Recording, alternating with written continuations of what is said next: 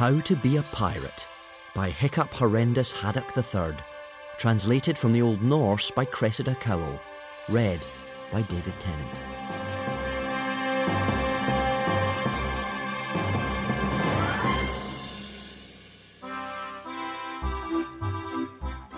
Polite warning.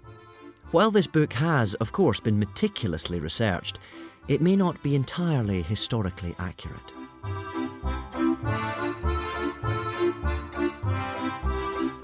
About the author. How to Train Your Dragon is the first volume of Hiccup's memoirs. He is better known for his great work of natural history, Viking Dragons and Their Eggs, which lists every dragon known to man. He has also published two other non-fiction titles, Learning to Speak Dragonese and Mermaids and Other Monsters, and is a regular writer for Big Dragon Monthly.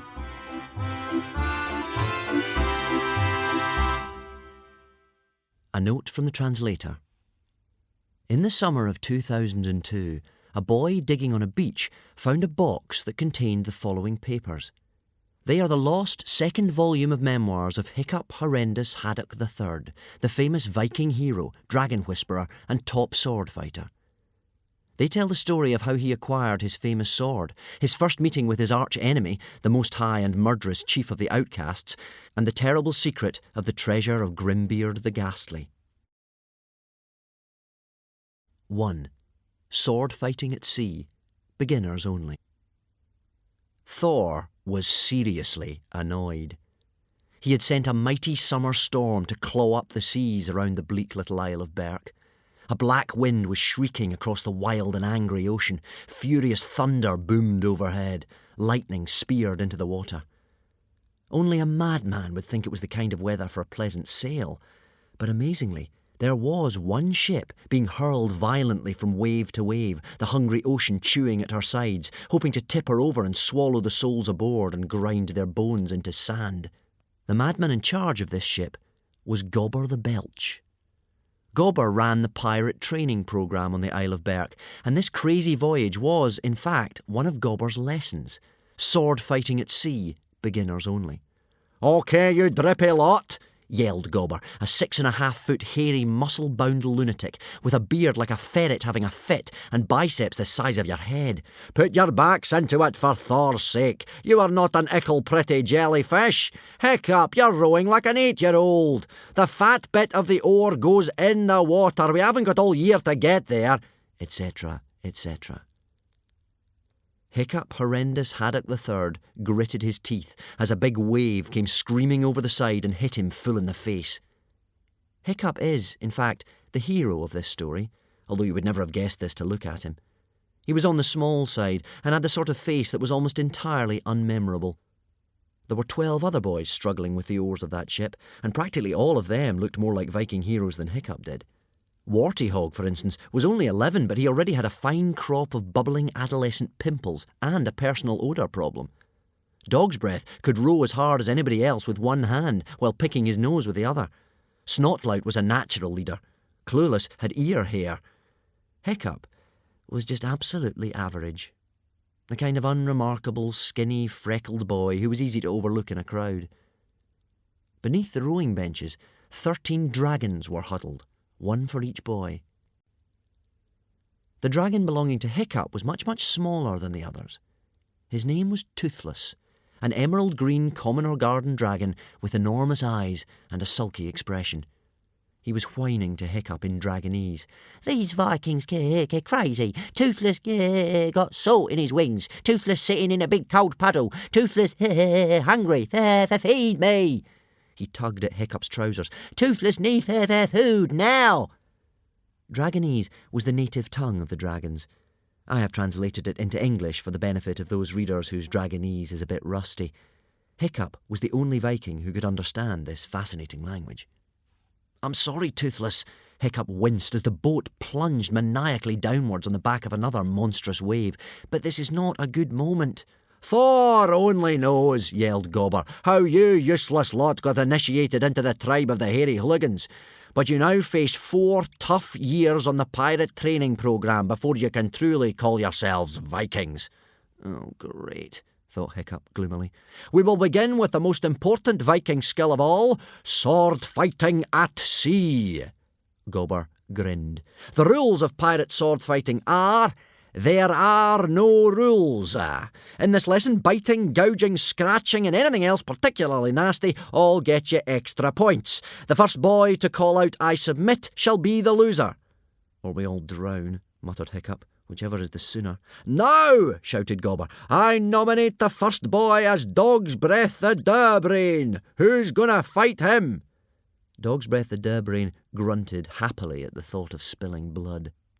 Dogbreath was a mindless thug of a boy, with hairy knuckles that practically grazed the ground as he walked, and mean little eyes, and a big ring in his flared nostrils made him look like a bristly boar with a bad character. "Who shall fight Dogbreath?" repeated Gobber the Belch. 10 of the boys stuck their hands up with cries of, "Oo sir, me sir, please sir, choose me sir," wildly excited at the thought of being smooshed into a pulp by Dogbreath the Duhbrain. This was predictable. That's what most hooligans were like. But what was more surprising was that Hiccup also leapt to his feet, shouting, "I nominate myself, Hiccup Horrendous Haddock III." This was unusual, because while Hiccup was the only son of Chief Stoic the Vast, he was not what you might call naturally sporty. He was nearly as bad at bashyball, thugger, and all the other violent Viking games as his best friend Fishlegs. And Fishlegs had a squint, a limp, numerous allergies, and no coordination whatsoever. "What has got into you?" whispered Fishlegs. "Sit down, you lunatic. He'll murder you." "Don't worry, Fishlegs," said Hiccup. "I know what I'm doing here." "OK, Hiccup," boomed Gobber in surprise. "Get up here, boy, and show us what you're made of." "If I'm ever going to be chief of this tribe," whispered Hiccup to Fishlegs as he started taking off his jacket and buckling on his sword, "I'm going to have to be a hero at something." "Trust me," said Fishlegs, "this is not your thing. Clever ideas, yes. Talking to dragons, yes. But one-to-one combat with a brute like Dogbreath, absolutely no, no, no." Hiccup ignored him. "The horrendous haddocks have always had a gift for sword fighting. I reckon it's in the blood. Look at my great-great-grandfather, Grimbeard the Ghastly, best sword fighter ever." "Yes, but have you ever done any sword fighting before?" asked Fishlegs. "Well, no," admitted Hiccup, "but I've read books on it. I know all the moves. The piercing lunge, the destroyer's defence, Grimbeard's grapple, and I've got this great new sword." The sword was, indeed, an excellent one. A swift-point scare-maker with go-faster stripes and a handle shaped like a hammerhead shark. "Besides," said Hiccup, "I'm never going to be in actual danger." The pirates in training practised with wooden cases on their swords. "Mollycoddling, we never did that in my day," was Gobber's opinion. However, it did mean the hooligan tribe ended up with more live pirates at the end of the programme. Fishlegs sighed. "OK, you madman. If you have to do this, keep looking in his eyes. Keep your sword up at all times. And say a big prayer to Thor the Thunderer, because you're going to need all the help you can get."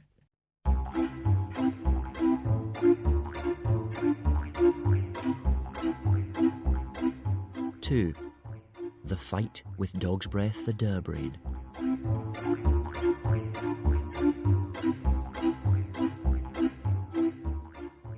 Dogbreath stood, pawing the deck in anticipation. "Kill him, Dogbreath!" shouted Snotface Snotlout, Dogbreath's friend and fellow bully. Snotlout loathed Hiccup. "I will," grinned Dogbreath. "This'll be a massacre," hissed Dogbreath Dragon's sea slug, an ugly great gronkle with a pug nose and a mean temper. "My master will tear this Hiccup limb from limb and throw him to the gulls."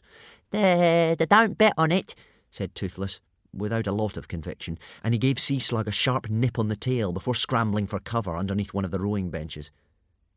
Hiccup edged forward towards the hulking figure of Dogbreath, swallowing hard. He tried to remember what the hero's handbook had said about sword fighting an opponent much bigger than yourself. Something about ducking about, letting the enemy exhaust himself, using his own body weight against him. Don't let him catch you," advised Toothless, appearing for a moment from underneath the bench and then diving back into his hiding place as Sea Slug lunged at him with a crunching crash of razor-sharp teeth. Hiccup stepped forward lightly and calmly, looking Dogbreath straight in the mean, piggy little eyes. Dog's Breath grinned nastily at him and aimed a huge flailing swipe at his head. Hiccup ducked. "Yay, Hiccup!" cheered Fishlegs. "That's the way to do it!" Dog's Breath looked rather surprised. He swiped at Hiccup again, even more violently, and again Hiccup ducked. This time he was so quick about it that Dog's Breath staggered and nearly lost his footing. "Hey, Cup! Hey, Cup! Hey, Cup!" yelled most of the boys. Hiccup was popular with the other boys at the time because a month before he had single-handedly killed a sea dragon that threatened the whole tribe. See How to Train Your Dragon, the first volume of Hiccup's memoirs. Hiccup felt a little bubble of happiness somewhere inside him. This was great. Now Dog's Breath was getting cross. He snorted furiously and lunged forward straight at Hiccup's heart. Hiccup dodged nimbly out of the way and slipped on a slimy piece of the deck, and Dog's Breath reached out one meaty fist and grabbed Hiccup by the back of the shirt and caught him. This was not so great. "Okay," thought Hiccup, "so he's caught me. What do I do now, then?"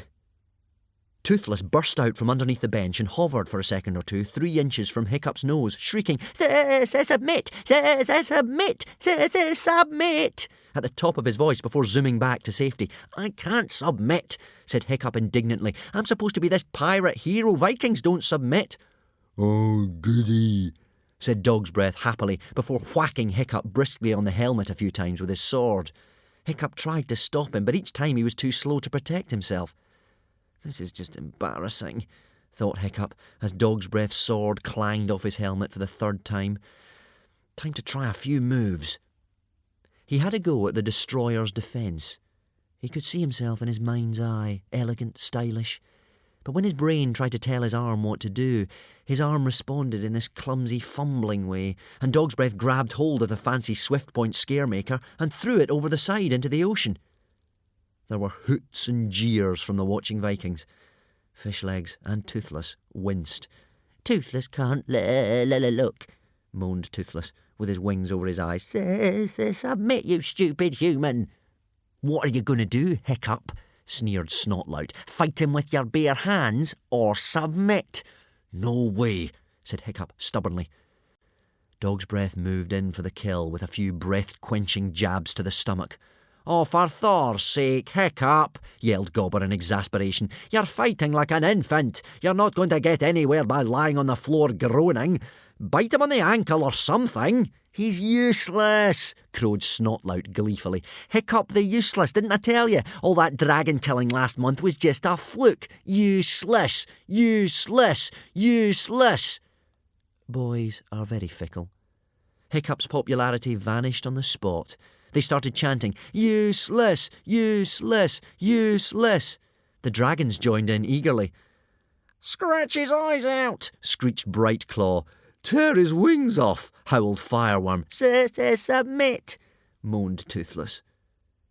With a snort of satisfaction, Dog's Breath threw away his own sword and got down to the business he really enjoyed, hand-to-hand combat. Dog's Breath was an artist in his own sweet way. He liked to get the feel of his victim's flesh in his bare hands, like a sculptor with his clay. Dog's Breath began by sitting on Hiccup to the huge cheers of the rest of the boys. He followed this by scrunching Hiccup's face into the deck and twisting his ear at the same time. "Oh, suffering scallops," said Fishlegs, shutting his eyes. "I can't watch this." "You can still do it, Hiccup," he shouted. "Use his body weight against him."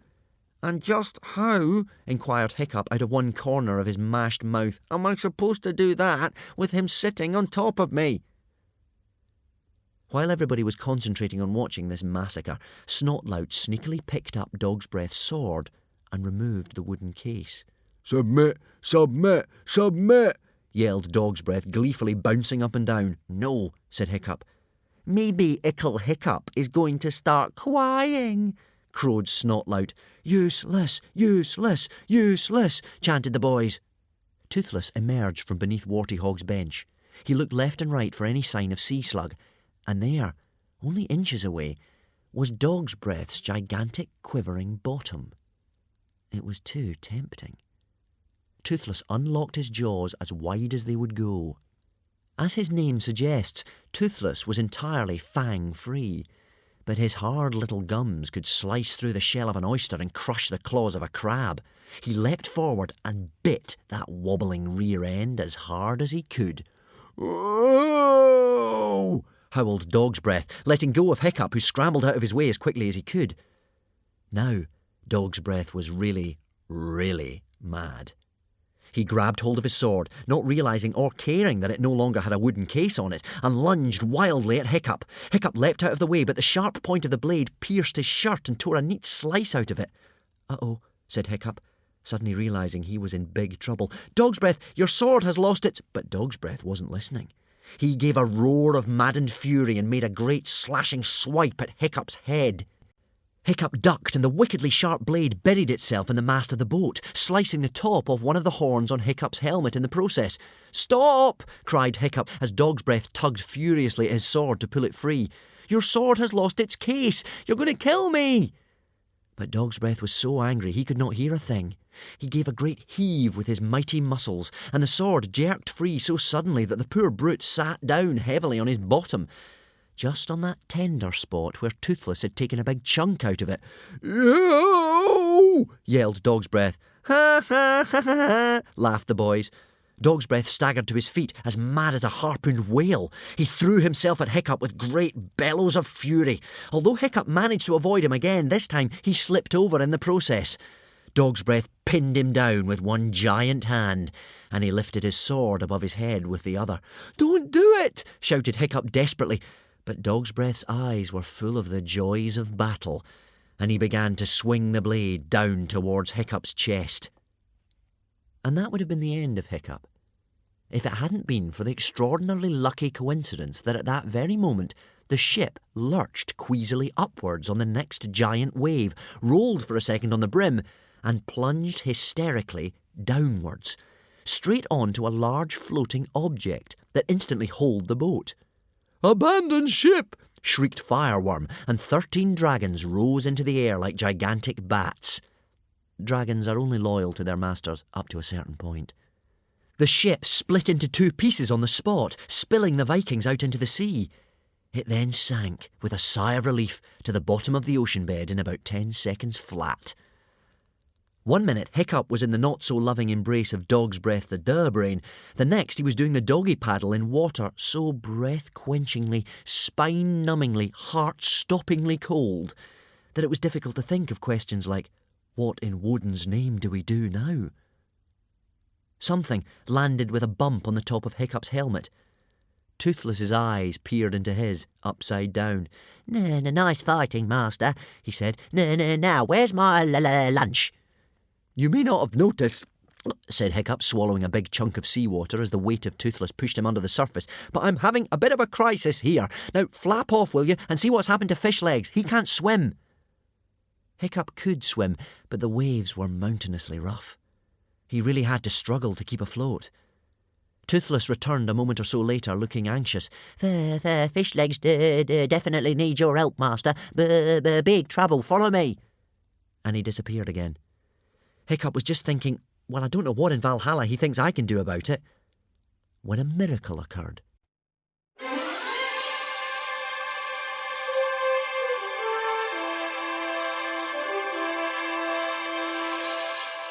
Three, a chance in a million.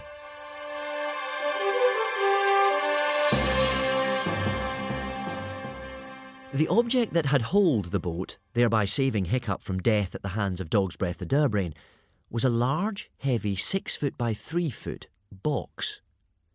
It now floated up to within reaching distance of where Hiccup was treading water. There were a couple of iron handles on the sides, very handy for grabbing onto. About 20 minutes earlier, some laughing members of the Meathead tribe had thrown this box into the sea at Meathead Island, which was a couple of miles away. The winds had carried it a considerable distance in that short time, and the chances of that particular box travelling all that way, and then in the middle of the whole wild and lonely ocean happening to hole the ship just in time to save Hiccup's life, must have been thousands, no, millions to one. If you were a fanciful person, you might have said that it was almost as if that box was looking for Hiccup. But we are not fanciful people, and that would be ridiculous. No sooner had Hiccup grabbed hold of one of the iron handles with a sigh of relief than a gigantic wave lifted him and the box way, way up and then deposited them crashing down only a couple of feet away from where Toothless was trying to keep Fishlegs from going under for the third and what would have been final time. The dragon had a firm grip on the back of Fishleg's shirt, his wings were flapping furiously, and his little green face had turned bright red with the effort of trying to stop Fishlegs from sinking. Fishlegs had got hold of a piece of broken oar that was keeping him up a bit, but he couldn't cling on much longer, and he would have drowned if it had not been for the sudden arrival of Hiccup and the mysterious box. There was a lull in the sea for a couple of moments in which Hiccup and Toothless managed to heave the exhausted Fishlegs onto the top of the box. And there he clung, like an anxious daddy longlegs, terrified but alive. 5 indescribably cold minutes later, they were blown by the violence of the wind onto the shores of the long beach. Amazingly, all 13 of the boys and Gobber himself had survived the shipwreck. Gobber didn't exactly give them a big welcoming hug. Good work, I suppose, he said begrudgingly, sniffing a bit. You took your time about it, though. Step lively, Fishlegs. We're horribly late for the next lesson. As soon as Fishlegs had dragged himself off the box and collapsed panting onto the beach, Gobber stopped being irritated. Because the box wasn't a box at all. It was a coffin. A huge 6.5-foot floating coffin with the following words carved into the lid. Beware. Do not open this coffin.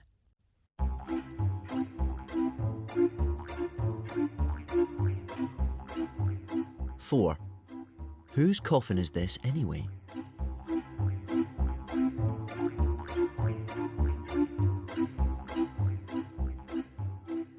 The boys all crowded around the box, forgetting in their curiosity about their narrow escape from drowning.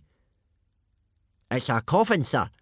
Yes, I can see that. Thank you, Warty Hog, snapped Gobber the Belch. The question is, whose? The answer was written right underneath the words, "Do not open this coffin," in letters scratched out with some kind of dagger and stained with something that might once have been blood. Cursed be he who disturbs the remains of Grimbeard the Ghastly, the greatest pirate who ever struck terror into the inner isles. Hiccup felt a cold, clammy shiver run down his back, and he suddenly knew that something really bad was going to happen. Grimbeard the Ghastly had been Hiccup's own great-great-grandfather. The lost treasure of Grimbeard the Ghastly was a popular hooligan saga. It told of how Grimbeard had won a glorious treasure through his brilliance at piracy and sword fighting, a treasure that included his famous sword, the Stormblade. But after 20 years of glorious rule, Grimbeard had disappeared on a mysterious quest, and neither he nor the treasure were ever seen again. And now, here out of the blue, 100 years later, his coffin had appeared back on the shores of Berk. It was spooky. "Oh," chattered Wartyhog in excitement. "Do you think there might be treasure in there, sir? Can we open it, sir? Please, sir, can we open it?" All the other boys joined in the clamour, except for Hiccup. Hiccup knew that Grimbeard had been the ultimate in pirateness, the greediest, grisliest, goriest Viking who had ever sailed and slew and farted his way across the northern seas. Treasure or no treasure, if a man like Grimbeard the Ghastly was telling you not to mess with his coffin, it was Hiccup's personal opinion that you ought to listen. Even if he had been dead for 100 years. Particularly if he'd been dead for 100 years. "Right," said Gobber, just as excited as everybody else. "We're going to have to forget about the advanced Rudery lesson. This is an important discovery, and I think we should take it straight to Stoic the Vast and the Council of Elders. Bear hug, sharp knife, warty hog, clueless, pick it up and carry it back to the hooligan village." The boys hauled the coffin onto their shoulders. "Don't just hang about shivering, you lazy lugfish," Gobber bellowed crazily. "This is pirate training, not a holiday with your mother on the mainland. Quick marcha! 1, 2, 1, 2, 1, 2. He set off at a brisk trot towards the hooligan village. The boys sighed and began to stumble after him. Snotlout and Dogbreath the Duhbrain sauntered over to Hiccup, who was sitting trying to catch his breath on a large rock, shivering violently. "A shame that Dog's breath was interrupted," sneered Snotlout. "Just when things were getting interesting, don't you think, Dog's Breath?" Yeah, grinned Dog's Breath the Duhbrain. "I reckon," said Snotlout thoughtfully to the remaining boys, "that Hiccup must be the most pathetic sword fighter I have ever seen. Don't you think, guys? I mean, face it, Hiccup, somebody who fights like a granny with a back problem is never going to be chief of this tribe." Oh, and so who is going to be chief of the tribe if Hiccup isn't? asked Fishlegs, still lying spread-eagled on the sand in the exact position where he'd fallen off the coffin. "Let me guess, you, I suppose?" Snotlout flexed his muscles, making the skeleton tattooed on his right bicep grin smugly. "I am the obvious choice," he said. "I've got noble blood." Snotlout was Hiccup's cousin, the son of Baggybum the Beerbelly, the chief's younger brother. "Charisma, good looks." Snotlout stroked the rather unpleasant little straggly hairs on his upper lip that he was trying to grow into a moustache. "And I'm brilliant at absolutely everything." Unfortunately, this was true. Snotlout was a natural at mindless violence, superb at advanced rudery, and practically everything else. "Particularly sword fighting," said Snotlout, drawing his sword from its scabbard. The other boys gasped. "Wow!" breathed Speedyfist. "The latest double-sided extra-biting super sword! Curving inner edges, silver point finish. Where did you get that from, Snotlout?" "This is the flash cut," boasted Snotlout, swishing the beautiful sword around so that everybody could get a good look. "Makes that silly swift point scare maker that Dog's Breath lost for you look pretty weak, doesn't it, Hiccup? Let me show you how sword fighting should be done. This," sneered Snotlout, lunging athletically, "is a perfect pointer." Hiccup dodged. "And this is the Destroyer's defence." Snotlout gave an animal howl and brought the sword down over his head, stopping just before he cut Hiccup in half. "And that," jeered Snotlout, slashing the flash cut expertly from side to side and then leaping forward suddenly, the sword ending up just inches away from Hiccup's heart. "That is a Grimbeard's grapple. But I expect a loser like you, who couldn't even beat a 3-year-old in nappies, hasn't even heard of moves like that." Hiccup said nothing. "That, dear cousin," sneered Snotlout, "is how to sword fight." He put his sword back in its scabbard. "Yup," he said, very pleased with himself. "I'm a genius. I'm going to make the best chief this tribe has ever had." "It's just a shame," said Fishlegs, "that your brain isn't as big as one of your nostrils." Snotlout looked irritated for a second as all the other boys laughed. He grabbed Hiccup by the scruff of the neck and lifted him clear off the ground. "Amazing how the wooden case to that sword fell off, wasn't it?" He spat right into Hiccup's face. "You were lucky this time, but the question is, can you be lucky all the time? Think about it, loser. Come on, Dog's Breath, let's leave the girlies to get their beauty sleep." He dropped Hiccup, and as he went, he trod heavily and deliberately on one of Fishlegs' hands. "Whoops," laughed Snotlout. "Huh, huh, huh, huh," snorted Dog's Breath the Duhbrain, and they jogged off. "If Snotlout is ever chief of this tribe, I'm emigrating," said Fishlegs, shaking his hand. "Are you all right, Fishlegs?" asked Hiccup with concern as he gazed down on Fishlegs, still lying flat on his back. "Perfect," croaked Fishlegs, coughing up a bit more seawater.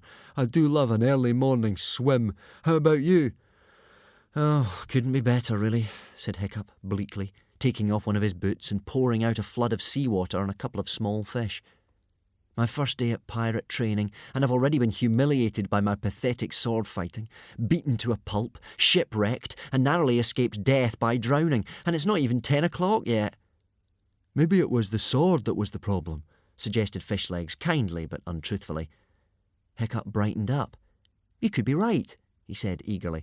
"It felt a bit light in my hands. Perhaps I need something a bit chunkier, to get some weight behind my swing." He did a few imaginary lunges in the air. "That must be it, because I still have this feeling that sword fighting is going to be my thing, Yes, said Fishlegs, not wanting to hurt Hiccup's feelings by mentioning that it had been the worst display of sword fighting he had seen. Ever.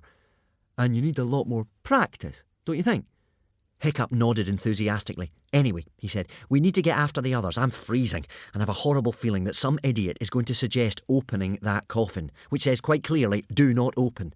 It would be just the sort of mindlessly stupid thing they would do." "What do you think could be in it?" asked Fishlegs. "I don't know," said Hiccup, "but a pirate like Grimbeard the Ghastly won't have hidden the treasure in it without booby-trapping it in some way. You read what it said on the top. A man like him could have thought of all sorts of unpleasant surprises." Fishlegs sighed and struggled to his feet. They set off slowly towards the hooligan village, Toothless hitching a ride on Hiccup's helmet. "They wouldn't open it, would they?" worried Fishlegs. Surely. They couldn't be that stupid."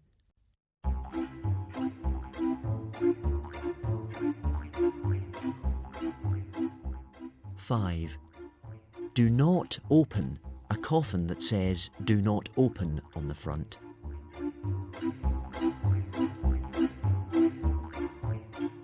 As soon as they got to the hooligan village, Hiccup and Fishlegs changed into dry-ish clothes. Berk was one of those damp places where clothes never really dried. They just became warm and wet, rather than cold and wet. They hurried as quickly as they could towards the Great Hall.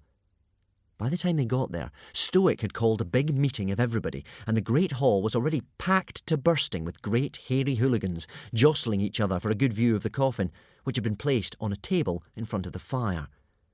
Bit by bit, Hiccup and Fishlegs managed to wriggle their way through the crowd to the front. "Ah, Hiccup, there you are," said Hiccup's father, Stoic the Vast, absent-mindedly, as he consulted with the other elders in front of the coffin. Stoic was a terrifying, red-headed bull of a man, whose belly turned a corner a good foot or two before the rest of him. "Interesting find you've made here, my boy," said Stoic, ruffling his son's hair proudly. "The lost treasure of Grimbeard the Ghastly, eh?" "Yes, father, but," said Hiccup. "We're just about to open it," said Stoic. "But what I'm trying to say is," interrupted old Wrinkly, the cleverest and most ancient elder of the hooligan tribe, "it is written quite clearly on the top, 'Do not open this coffin. Cursed be he who disturbs the remains of Grimbeard the Ghastly, the greatest pirate who ever struck terror into the Inner Isles.' In my considerable experience, it is always a good idea not to open a coffin that says, 'Do not open' on the front." "I agree," said Hiccup nervously. "Grimbeard the Ghastly was a nasty piece of work. Anybody who opens that coffin could be in for a horrible shock." "Rubbish," scoffed Stoic the Vast. "A warning like that to put off grave robbers should not stay the hand of fearsome Vikings like ourselves. Shall we, who laugh in the face of death and spit in the eye of the great typhoon, quail at a simple curse to scare infants and old men?" Cries of "No" and "Not likely, governor." "All those in favour of opening up the box and seeing whether the lost treasure of Grimbeard the Ghastly is inside, say aye." "Aye!" bellowed out every member of the hooligan tribe, except for Fishlegs, old Wrinkly, and Hiccup. "Run for your lives!" yelped Toothless, and hid in Hiccup's shirt. Fishlegs edged backwards into the crowd. "Not a good idea, not a good idea, not a good idea," muttered Hiccup. He started backing away from the coffin as Stoic fiddled clumsily with the iron clasps. "Not a good idea, not a good idea, not a good idea," repeated Hiccup as Stoic slowly creaked up the coffin lid.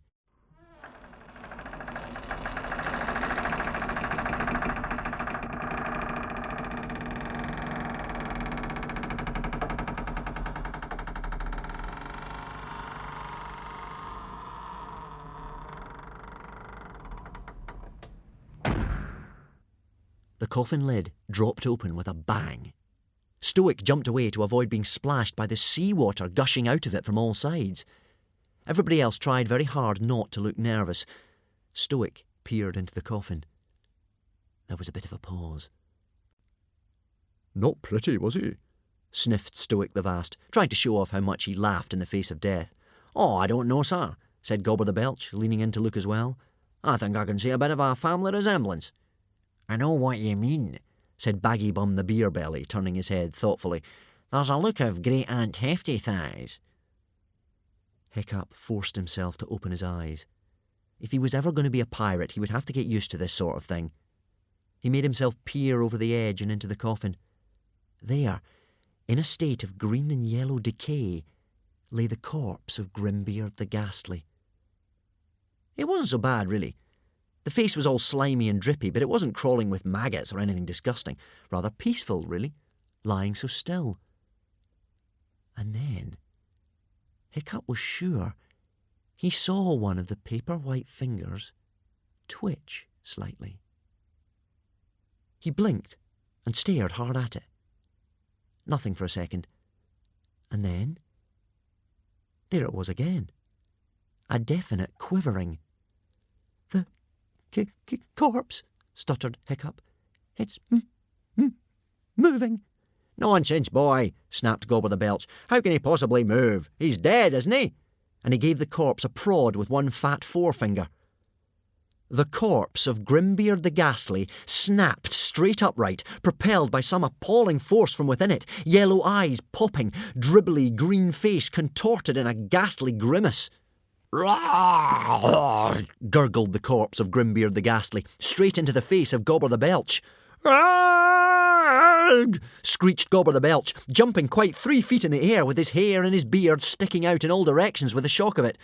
"Argh!" yelled the rest of the tribe. For while hooligans do indeed laugh in the face of death and spit in the eye of the great typhoon, they have a morbid fear of the supernatural. Stoic dived underneath the table, with his arms over his head in the vague belief that if he couldn't see it couldn't see him. Seawater poured out of the coffin. The corpse of Grimbeard the Ghastly made disgusting, choking noises. The veins on its popping yellow eyes stood out, its grey mouth quivered horribly. Only old Wrinkly remained calm. "Don't panic," said old Wrinkly. "This is not the corpse of Grimbeard the Ghastly." Hiccup had frozen in sheer terror, but he trusted old Wrinkly, and he opened his eyes. Nobody else took any notice whatsoever. They went on panicking like crazy. "Woden preserve me from the terminally stupid," muttered old Wrinkly under his breath, and he started yelling, as this was the only language the hooligans really understood. "Don't panic! This is not the corpse of Grimbeard the Ghastly!" As he yelled, he patted the corpse that wasn't a corpse hard on the back. Seawater spluttered out of it in all directions, gushing out of its nose and ears and mouth. It wasn't the corpse of Grimbeard the Ghastly. Now that it had recovered from its coughing fit, it was clearly a tall, good-looking man, very much alive, if a little green from the effects of the seawater. "So," said Stoic from under the table, "that is definitely not the corpse of Grimbeard the Ghastly." The corpse that wasn't a corpse shook its head. "Oh, no," it said faintly. "Definitely not. Easy mistake to make, but no, I'm not." And it slithered out of the coffin in a rush of seawater. It removed its helmet and, under the circumstances, performed a remarkably graceful bow. "The name is Alvin. Alvin the, poor but honest farmer." Alvin had quick, clever, laughing eyes. He had a long, elegant moustache, a little limp from the seawater. He smiled a charming, easygoing smile, although a fussy person might think that perhaps it had too many teeth in it. Alvin stepped gracefully forward to pat Hiccup on the head. "And who might you be then, sonny?" "Hiccup Horrendous Haddock the Third," stammered Hiccup. "Greetings," said Alvin, the poor but honest farmer. He stooped to peer under the table. "I presume from your air of natural authority that you must be the chief of this tribe?" "Stoic the Vast," replied Stoic. Alvin clapped a hand to his forehead. "Not the Stoic the Vast. Terror of the seas, most high ruler of the hooligans, oh, hear his name and tremble, ugh, ugh. By an extraordinary coincidence, you are the very man I have been searching for." Stoic crawled out from under the table, staggered to his feet, and puffed out his chest. "That's me," said Stoic the Vast, in much of his old hearty manner.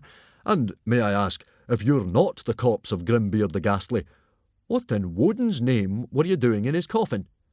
"What a remarkably bright question," replied Alvin enthusiastically. "And if I could just sit down in this comfortable-looking chair, it's been a long day." Of course," said Stoic, dusting off his throne. "I would be delighted to tell you my tale," said Alvin.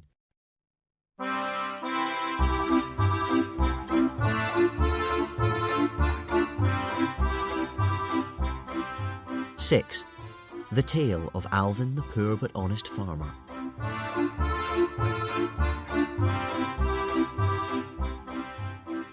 The whole of the tribe of hairy hooligans sat round-eyed in silence as Alvin settled himself into Stoic's throne and told his tale. "I was put in the coffin began Alvin, by some very rude people who not only disbelieved the tale I am about to tell you, but also suspected me of being a common thief. They dumped me over the side of the arbour on their island with a lot of rude laughter. Meatheads, said Stoic, knowledgeably. Were they led by a tall chap, one eye, bad breath, answers to the name of Mogadon? That does ring a bell, admitted Alvin. But how would you come across the coffin in the first place? Asked Stoic. I am a poor but honest farmer, said Alvin. And a long time ago in the peaceable country, far, far away, I was digging up some ground for, planting potatoes, when I came across this coffin, which just fell open in my hands. And when you opened this coffin, which says quite clearly, do not open on the front, asked Old Wrinkly thoughtfully, was there not some sort of surprise? You could say that, admitted Alvin, with a good-natured smile that perhaps did not quite reach his eyes. I opened the coffin, reached forward quite innocently to grasp something inside, and the coffin lid snapped shut with the force of a shark's jaws, and in one stroke cut off my hand. Alvin held up his right arm. There, where his hand should have been, emerging from his sleeve, was an iron claw. The hooligans gasped in horror. Dearie me, tutted Stoic. Bibby-trapped. I do apologise for my great-grandfather. He did have a nasty sense of humour. Yes, said Alvin, smiling happily once more, but luckily us poor but honest farmers can take a joke. And this, he gestured to the claw, is very handy for opening up oysters. Now back to my tale. I was careful the next time I opened the coffin to dismantle the booby trap first, but there was no sign of any treasure inside, nor indeed the body of Grimbeard the Ghastly. What there was... The entire tribe of hairy hooligans leaned forward, eagerly, mouths open, eyes wide. Was this map and this riddle. Alvin reached into his breast pocket and held up the map and the riddle for everybody to see. Oh, said Stoic, very disappointed. No Grimbeard, no treasure, no Stormblade, just two little pieces of paper. Ah, but Stoic, said Alvin craftily, these two little pieces of paper will lead us to Grimbeard's treasure. Us? Said Old Wrinkly. Something is puzzling me. You have the riddle, you have the map. Why didn't you just go and find the treasure yourself? Why did you come here to us? But that would be dishonest, said Alvin virtuously. We all know the saga of the lost treasure of Grimbeard the Ghastly. This treasure belongs to you, his descendants. Besides, there's the little matter of the riddle. The riddle makes it clear that this treasure cannot be found by just anybody. Alvin cleared his throat. Dare you brave the watery grave, the death's head prick of fire and sleep? If you dare, you are my heir, for my heir's beast shall sniff it there, and he shall tell me underground, am I lost or am I found? So you see, said Alvin, it seems only the heir to Grimbeard the Ghastly can find the treasure, and only his beast can sniff it out. I assume by beast he means dragon. Dragons were excellent sniffers and finders of treasure. A good dragon could sniff out gold and precious metals even when they were buried some way below ground. And I couldn't possibly find this treasure myself, said Alvin, because I don't have a way with dragons. They just don't like me. I don't know what it is. Anyway, I wonder if any of you have any idea of where the riddle is talking about. You, for instance, Stoic, with your quick and lively brain. Stoic struggled to look intelligent.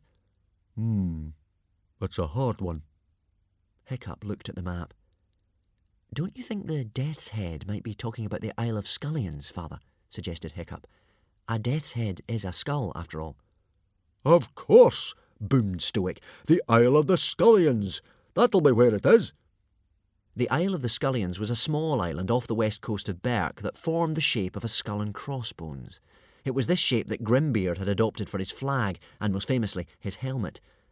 So this island here is the Isle of the Skullions, is it? Purred Alvin, gleefully pointing at the map. And that's where we'll find our treasure. To Alvin's surprise, the hooligans started laughing. Oh, there's no question of finding the treasure if it's on the Isle of the Skullions, said Stoic cheerfully. Nobody has ever returned from the Isle of the Skullions alive. Hiccup, you're the expert on dragons. You explain to Alvin about Skullions. Viking dragons and their eggs. The Skullion. The Skullion is a dragon standing about 10 feet tall. It has lost the power of flight, eyesight and hearing, but its sense of smell is phenomenal, and it will eat anything it comes across. This animal is untrainable and very, very dangerous. Statistics. Colours, black and purple. Armed with, terrifying teeth, claws, etc. Score 9. Radar, yes, also strong sense of smell. Score 7. Poison, none. Score 0. Hunting ability, you don't want to be the prey. Score 9. Speed, very, very fast. Score 9. Fear and fight factor, nasty, unprecedented savagery. But you do have a chance because they can't see or hear. Score 8 or 9. Total score, 42 or 43. The Skullion, said Hiccup, always delighted to be asked a natural history question, is a very rare, very savage species of flightless dragon. Despite being blind and very nearly deaf, it is one of the most fearsome predators of all dragons, hunting in packs, using a highly developed sense of smell alone. Okay, said Stoic hurriedly. We get the picture. It has this one extra long, super sharp claw, continued Hiccup, with which it disables its victims by cutting the Achilles tendon at the back of their heels, leaving them unable to walk. It then eats them alive. Not very nice. Ah, said Alvin. I see the problem, but I am sure a man as clever as you, Stoic, will be able to lead a quest to the Isle of the Skullions to find this treasure nonetheless. A quest to the Isle of the Skullions would be total madness, said old Wrinkly firmly. Grimbeard's sword, the Stormblade, will be part of this treasure, wheedled Alvin. And if you held the Stormblade, the name of Hooligan would be feared again throughout the barbarian world. Stoic stroked his beard thoughtfully. And you, Stoic, cooed Alvin, picture yourself with diamonds sprinkled in your beard, a golden breastplate, the Stormblade flaming terribly in one hand, bracelets for those handsome wrists of yours. I can see you already, Mogadon kneeling humbly before you. What a vision you will be! Stoic sucked in his belly and flexed his muscles. He'd always secretly fancied himself in a pair of earrings. I'll do it, he yelled. Fellow hooligans, he bellowed, I shall lead you on a quest to find the treasure of our ancestors. But it's insane, cried Hiccup. Anyone who sets one toe on that island will be eaten alive in moments. It's suicide to even think of it. Everyone was cheering too hard to listen to Hiccup. Glory and riches shall be ours, beamed Stoic, patting Alvin painfully hard on the back. Oh, here we go, moaned Hiccup to himself. Learning to speak Dragonese. Dragonese is punctuated by shrill shrieks and popping noises and sounds most extraordinary when spoken by a human. The word pishu, for example, is pronounced very like a sneeze. More common dragon phrases. Pishu na munch munch di meow meow. Please do not eat the cat. Who di chuck it up in di jim jams di papa? Who has been sick in my father's pyjamas? Parka di botti, 460 Woden or me do di girly boohoo. Sit for Woden's sake before I burst into tears.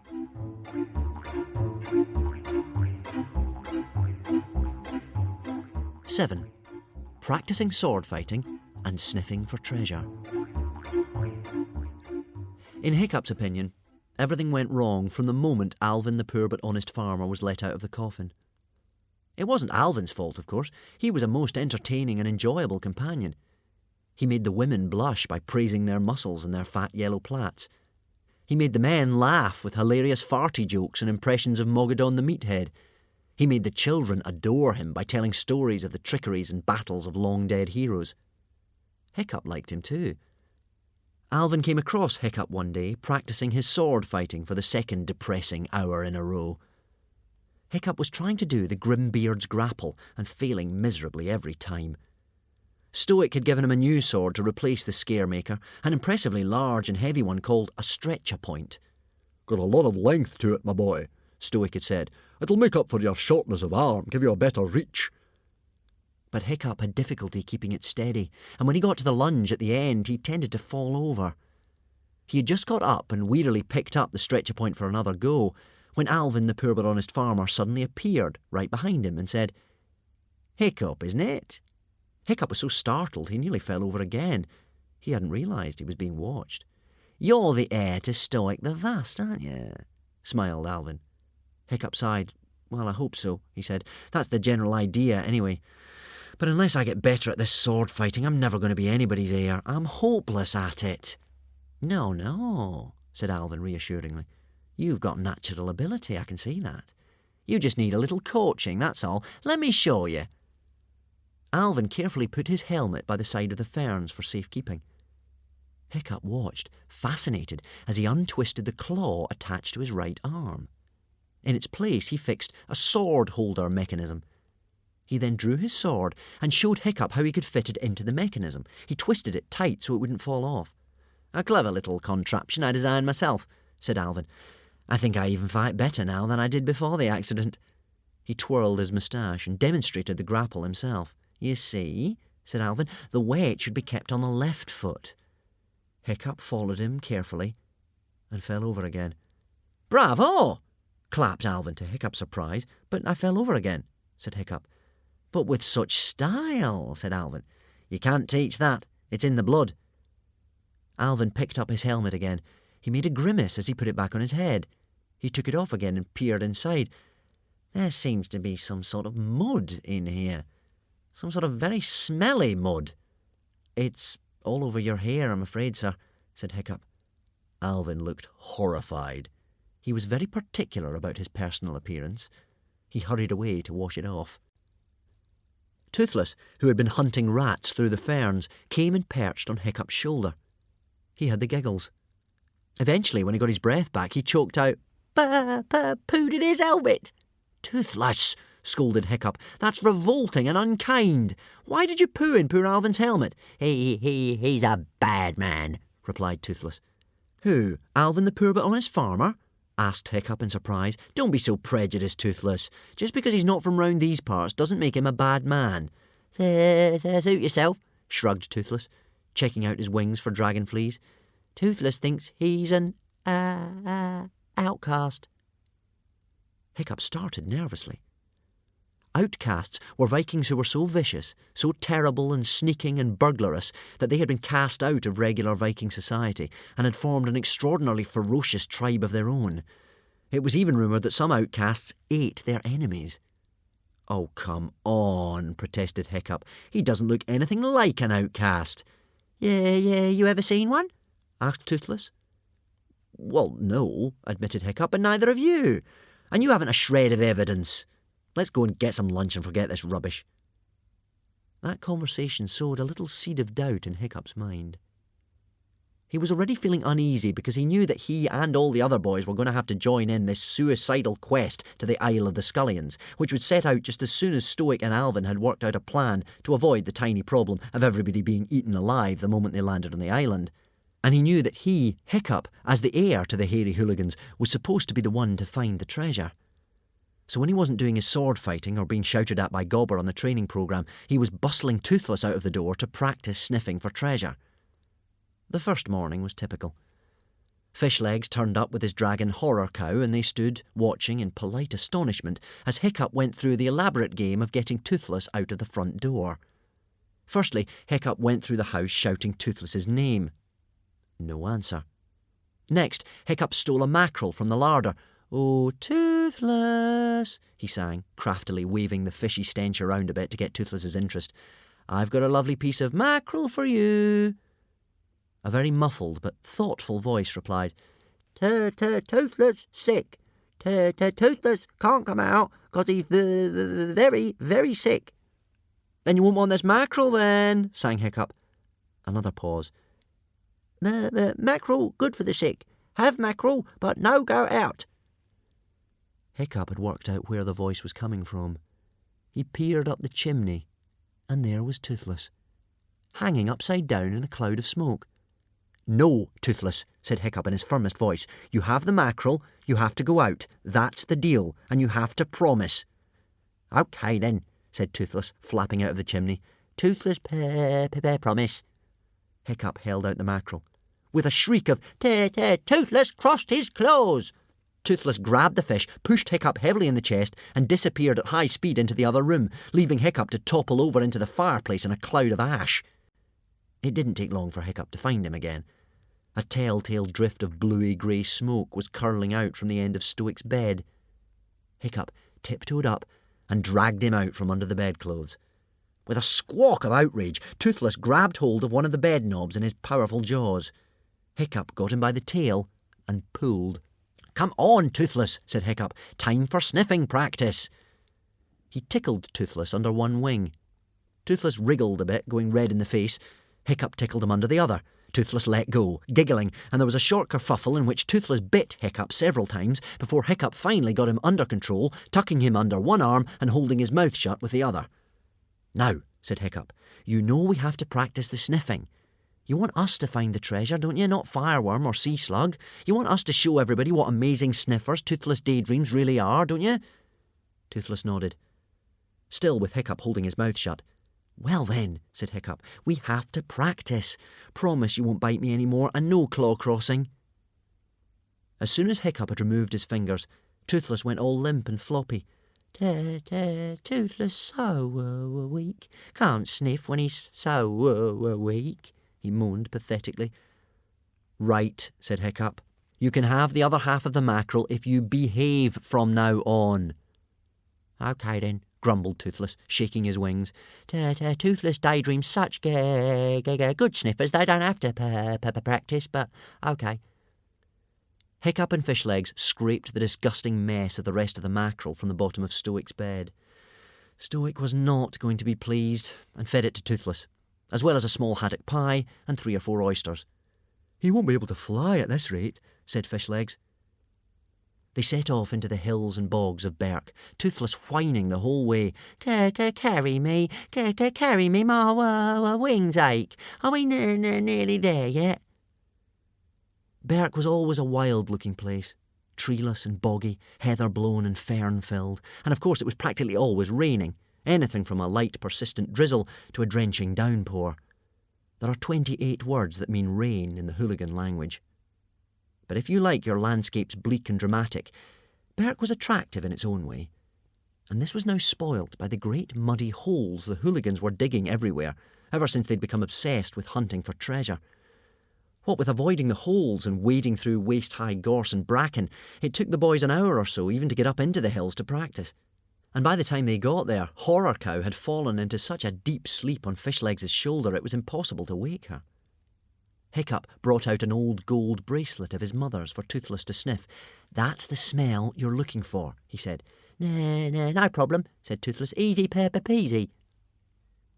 After 2 hot and breathless hours of running around after Toothless and digging where he said he could sniff something, the boys surveyed what they had found. 1 turnip, 3 rabbits, couldn't catch them, 1 small broken spoon. That's it, really. Hiccup shook his head mournfully. "It's not good, is it?" "Not good? Not good?" exclaimed a jeering voice behind them. "It's pathetic, that's what it is." Hiccup turned round, and there was Snotlout, laughing so hard Dog's Breath had to hold him upright. "I mean, a vegetable and a piece of cutlery?" Snotlout wiped the tears from his eyes. "It's just so brilliantly useless." "Do you really think," tittered Snotlout once he'd recovered somewhat, "that microscopic amoeba," Snotlout pointed at Toothless, "is going to lead you to treasure? He couldn't sniff his way to his own bottom." Toothless bristled angrily. "But then he's just a mongrel common or garden," scoffed Snotlout. "Toothless not, repeat, not a common or garden dragon," howled Toothless. "Toothless very rare breed called a Toothless daydream." "Now Fireworm here is a monstrous nightmare, one of your pure hunting greenbloods. Look what a real hunting dragon can find if she puts her nose to it." Snotlout reached into a bag slung around his waist and drew out a large silver plate, a dagger with ancient runes winding around the handle, and a couple of pretty bead necklaces. "And that's only an afternoon's work," said Snotlout. Fireworm purred with pleasure. She shrugged her beautiful, shining, blood-red shoulders. "To the nose of an aristocrat like myself," she hissed, "the thing was reeking like a week-old haddock." "Naturally," said Toothless. "If you have a nose this is the size of an elephant seal, it makes life easy for you." Fireworm's nostrils flared furiously. "I have a beautifully proportioned "Nose," she snapped. "Now, Fireworm," chided Snotlout, who didn't understand Dragonese but knew they were trading insults. "Don't let the peasants upset you. Just think of when we get to the Isle of the Skullions and you sniff out the treasure and everybody will know that I am the true heir to the hairy hooligans. Nice thought, isn't it, Useless?" Snotlout leant forward, and with the edge of the plate he was holding, pushed Hiccup very gently backwards until he overbalanced into the mud. "Ha, ha, ha," snorted Snotlout and Dog's Breath, and they sauntered off. It was very depressing. All in all, ever since Alvin arrived, Hiccup had been walking around with a sick feeling in his stomach and a prickle of fear crawling spiderishly down the back of his neck. It wasn't just the thought of the quest to the Isle of the Skullions, although he was already having nightmares about being ripped to pieces by panther-like creatures with teeth like broken glass. It was this feeling that there was something evil, something poisonous, lurking on the Isle of Berk, and that something really terrible was going to happen sometime soon.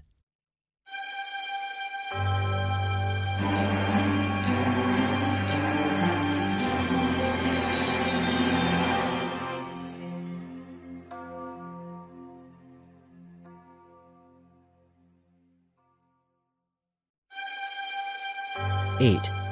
Meanwhile, in a cavern deep, deep underground.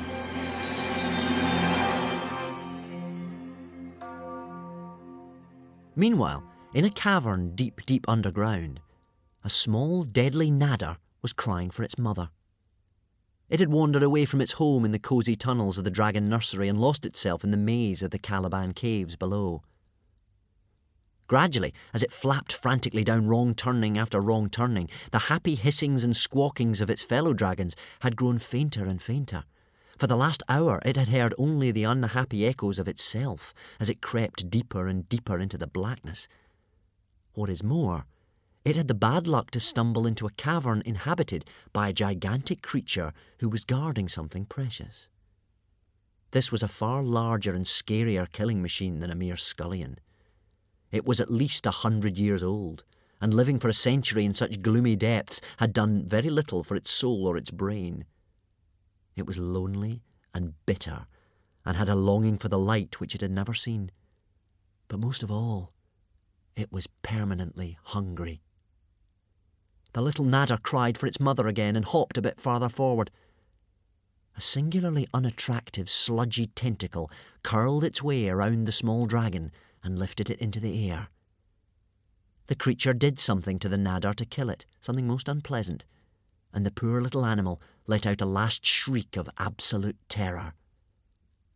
And then all was silence. 9. The advanced Rudery lesson is interrupted.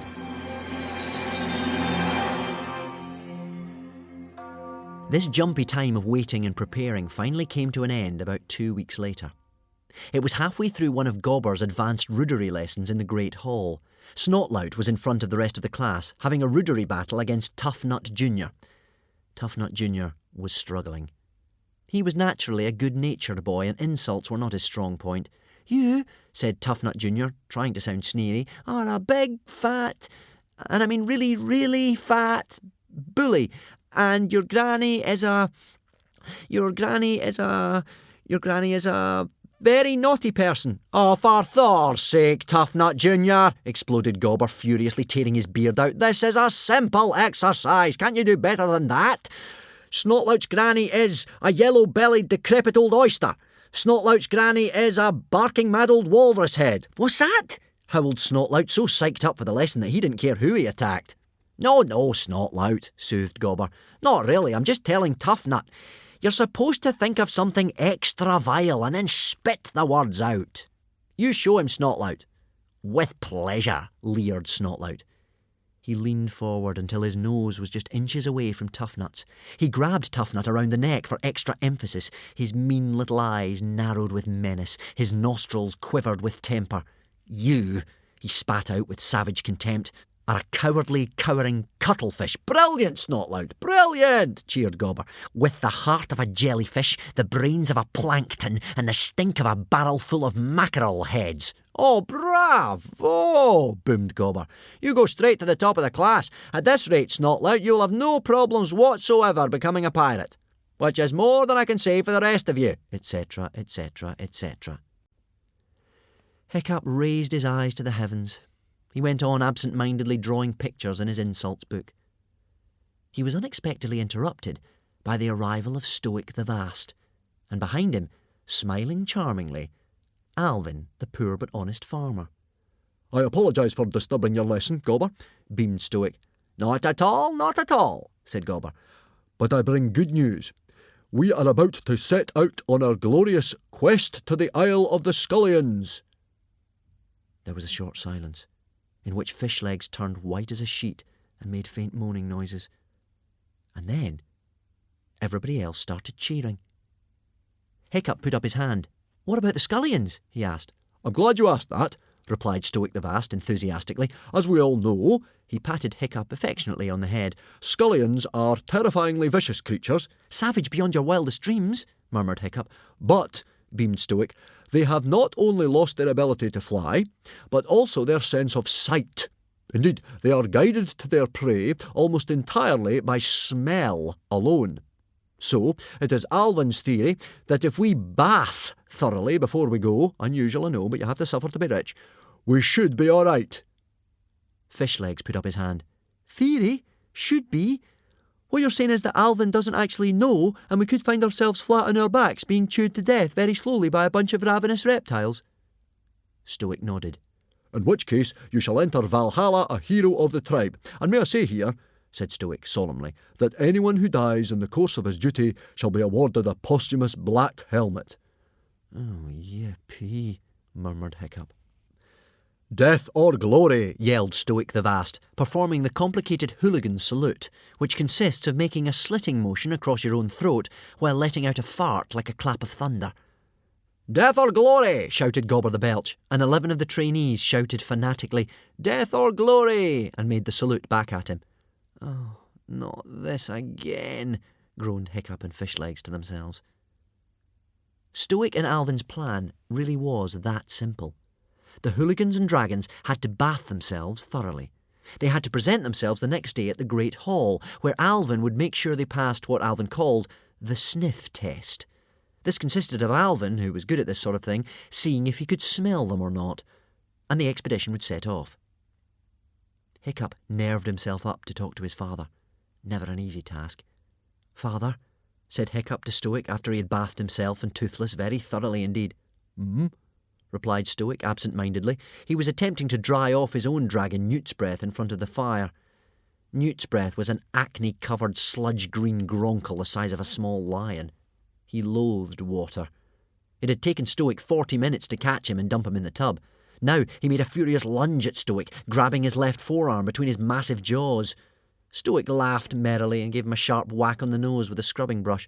Now, Newt's Breath, chided Stoic. Don't be grumpy. I'm worried, continued Hiccup, that we may be setting out on the wrong quest. Do you really think we should be looking for treasure? We're quite happy and peaceful enough without all that money. Stoic ruffled Hiccup's hair affectionately. Don't you see, said Stoic excitedly, you're going to be the one to find this treasure. That's what the riddle said. Only the true heir can find it. It has troubled me for some time that Baggybum and Snotlout might have their eyes on your throne. When you find the treasure, it will silence them forever. I'm doing this as much for you as for the gold and the glory, although I do see myself in a pair of fancy earrings, I must admit. But what if I don't find the treasure? Asked Hiccup. But Stoic wasn't listening. He had stomped off to get ready. Oh, bother, said Hiccup.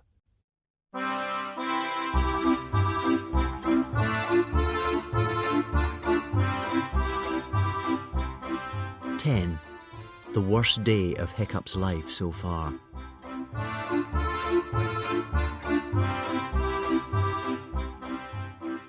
At dawn on the day of the quest, Hiccup got dressed very reluctantly indeed.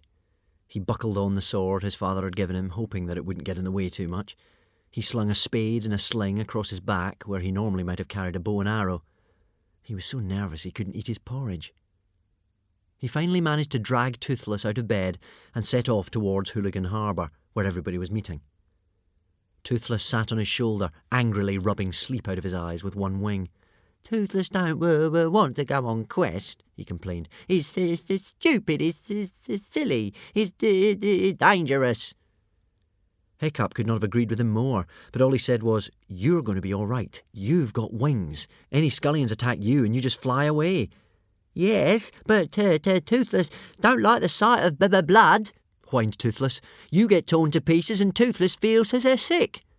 "We all have our problems," snapped Hiccup crossly. Fishlegs was already at the harbour, looking furious. His dragon horror cow sat at his feet, chewing quietly. All the other boys were milling about, their dragons fighting each other or flapping over their heads. Everybody was thoroughly overexcited, despite the very real prospect of being eaten alive. "Who do you reckon would win if a Skullion was to fight a bloody Crocodile in one-to-one combat?" chatted Wartyhog. "Oh, the Skullion would win every time," replied Clueless. "No question. My father says the Skullion is one of the most vicious creatures on the planet. Just whip out that famous extra long claw and swipe. It'd be good night, Crocodile." "Ah," said Wartyhog craftily. "But what if the Skullion had one paw tied behind its back? Who would win then?" "Idiots," fumed Fishlegs. "Idiots! I'm surrounded by people with seaweed for brains." Other than the boys, there were about 50 adult pirates in the Skullion landing party, all of Stoic's biggest and finest warriors. Alvin was cracking jokes, giving out hearty handshakes and patting everybody on the back. Stoic the Vast was delighted to be setting off on a military operation and marched about yelling orders. "Right, everybody, once we've landed, we split up into groups of 2. We fan out across the island and we get our dragons to sniff for the treasure. Notice you have all been supplied with a whistle. Gobber, could you demonstrate?" Gobber blew a sharp blast on the whistle. "Once you hear that noise, you will realise that somebody has found the treasure. Make your way towards the sound as quickly as possible so we can all help to carry it back to the ship. Remember, the dragons will be sleeping during the day and it does not matter how much noise you make because the Skullion is stone deaf. However, do try not to step on one and don't forget that their sense of smell is very acute indeed. So, once you land on the island, there will be absolutely no farting whatsoever. Is that understood?" The warriors nodded solemnly. "Righto then," said Stoic. "Death or glory?" "Death or glory!" yelled everybody. And the Grimbeard's treasure-seeking Skullion landing party climbed aboard the good ship Lucky 13 to set sail for the Isle of the Skullions. Dogbreath the Duhbrain accidentally bumped into Hiccup as they climbed in and knocked him onto the floor of the boat, where Snotlout trod on him. "Clumsy me," grinned Snotlout, swinging the flash cut in a nonchalant fashion. "Good luck, useless." Lucky 13 set off slowly from the harbour through an ominous thick fog hanging heavily over the whole of the inner isles. It was difficult to see more than 6 feet ahead. After 3 or 4 hours, they caught sight of the Isle of the Skullions, looming spookily through the mist. And Hiccup's immediate thoughts were, in no particular order, let's go home, turn around, abandon ship. Don't sweat, he told himself. Skullions can smell sweat. But he could feel himself getting hotter and hotter with seasickness and fright as the island drew closer and closer. In fact, even the bravest and most chatty of the hooligans fell silent as they sailed deeper and deeper into waters their tribe had been forbidden to enter for hundreds and hundreds of years. For the Isle of the Skullions was a very sinister place. The black cliffs in their odd, pillar-like formations and the bloody, bright red earth seemed to whisper the word death. All around there were crazy towers of limpet shells, stacked up in piles perilously high, like so many fantastic sculptures. Being unable to fly or swim, the Skullions were imprisoned on the island. They had long ago finished off any small mammals, reptiles or birds that had once lived there. For years they had had to exist on shellfish, the limpet in particular, because it was so plentiful. There was no sign of life anywhere. No rabbits, mice or other scuttly creatures running around the hillsides, no birds calling from the cliff tops, nor were there any signs of the Skullions either. There were, however, worryingly enormous holes dotted all over the landscape. Those must be their burrows, thought Hiccup. They were larger than any burrows Hiccup had ever seen before. Some of the holes were as big as the front door of the Great Hall. They must be somewhere down there, thought Hiccup, swallowing hard. Because there were no animals or birds and no winds on such a calm day, there was an eerie silence. Except, that is, for one terrifying sound. Imagine the set-your-teeth-on-edge screech of a chalk scratching on a blackboard, multiplied hundreds of times over. It was the sort of noise you might get if you were sharpening 1,000 knives on 1,000 stones, but it was far more excruciating than that. It sent all of Hiccup's nerve ends wincing and jangling, even as he realised what the horrible rhythmic scritch-scratch was. It was the sound of the Skullions sharpening that extra-long claw of theirs on a rock deep within their burrows. This was a practice Hiccup knew about but had never actually heard in real life before, called sleep sharpening. Hiccup took a deep breath. Well, at least we know they're asleep, he thought. The hooligans had to row 3/4 of the way around the island before they found a place where the boats could land safely. It was a wide open bay, again with that strange blood-red sand. Alvin stood up to make a speech. Every dragon on the boat hissed and growled warningly as he spoke. "I wanted to wish everybody the best of Viking luck," he said, smiling smoothly and easily.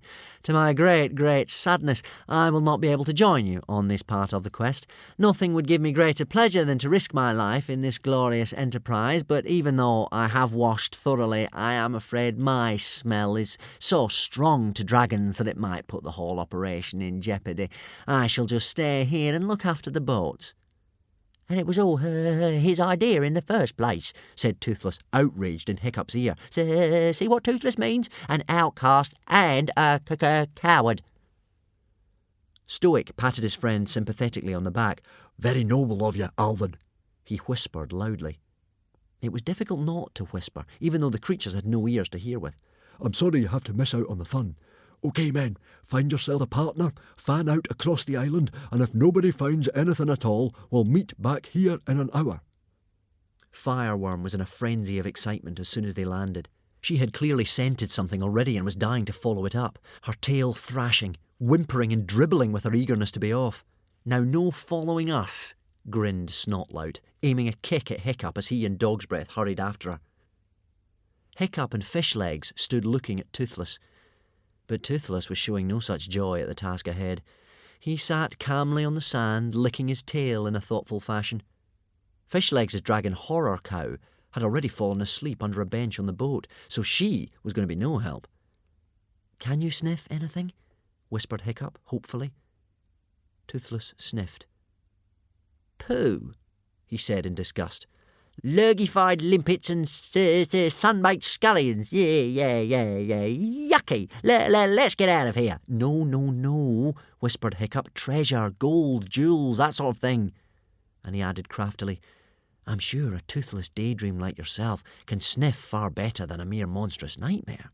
Toothless swelled with indignation as he remembered the cheek of that fireworm creature. He sniffed some more. "Toothless has got a slight cold," he said, with dignity, "but that doesn't bother us aristocrats. There might be something coming from over there." And he waved a claw vaguely towards the left. So Hiccup drew his too big sword, and they set off, keeping a sharp eye out for any Skullions that might be awake. They waded through waist-high ferns and endless heather, much as they might have done on Berk. At one point they passed a gigantic footprint in the mud. Hiccup knelt down to examine it. "Wouldn't preserve us," he murmured. "This means the Skullion is about twice as big as we previously thought." "No question that it had beat the bloody Crocodile in 1-to-1 combat then," said Fishlegs, unable to stop himself from laughing hysterically. "Oh, this is great. On top of everything else, I'm going crazy." Hiccup was feeling nervous about so many things it was difficult to concentrate on which worry to worry about most. He had to find the treasure. It was bad enough being the worst sword-fighting trainee ever, but if he didn't find this treasure that the heir was supposed to find, then his father was going to be really disappointed. Hiccup hated disappointing his father, even though he had lots of practice at it. And what if Snotlout found the treasure? Hiccup went cold and clammy at the thought. He looked doubtfully at Toothless, who was hitching a ride perched on Fishlegs' spade. He had shown no promise whatsoever when they'd been practising on Berk. But Toothless had triumphed in a crisis before. When Hiccup was swallowed by a sea dragon as giganticus maximus, Toothless had flown up the monster's nostril, causing him to sneeze and saving Hiccup's life. So he did have hidden and surprising depths. Maybe he was a hidden sniffer as well as a hidden hero. Maybe he really had caught a whiff of something. Maybe.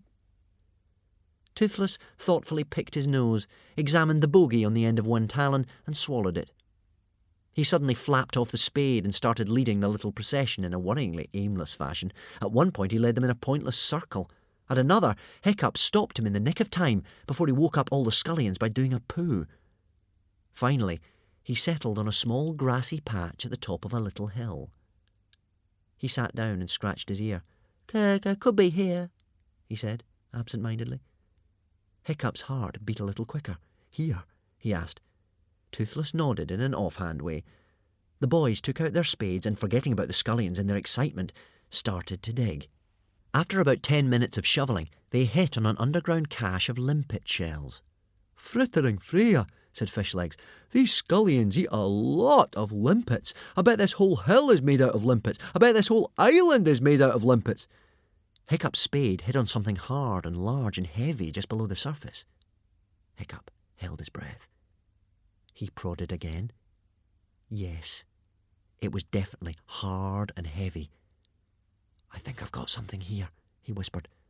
Toothless leapt up and down in excitement. Treasure! Treasure! He chanted. You're going to be a hero, and Toothless, the hero's dragon. You're going to be... Hiccup reached down, caught an edge of the hard object, and struggling with both hands, pulled out of the earth the most gigantic limpet shell anyone had ever seen.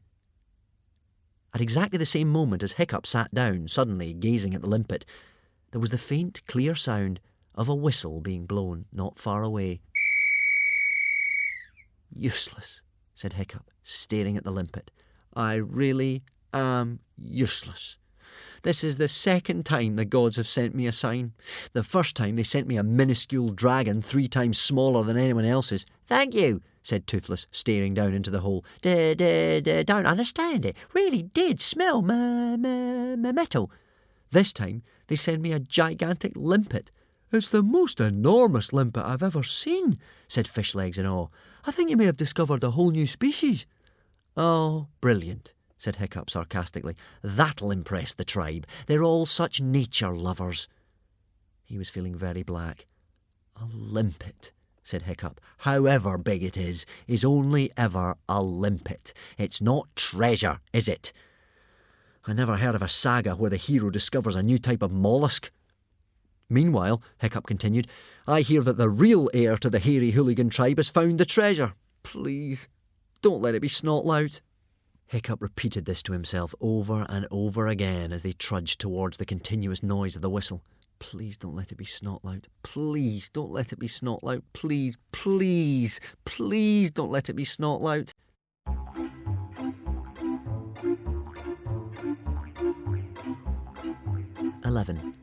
The Treasure of Grimbeard the Ghastly.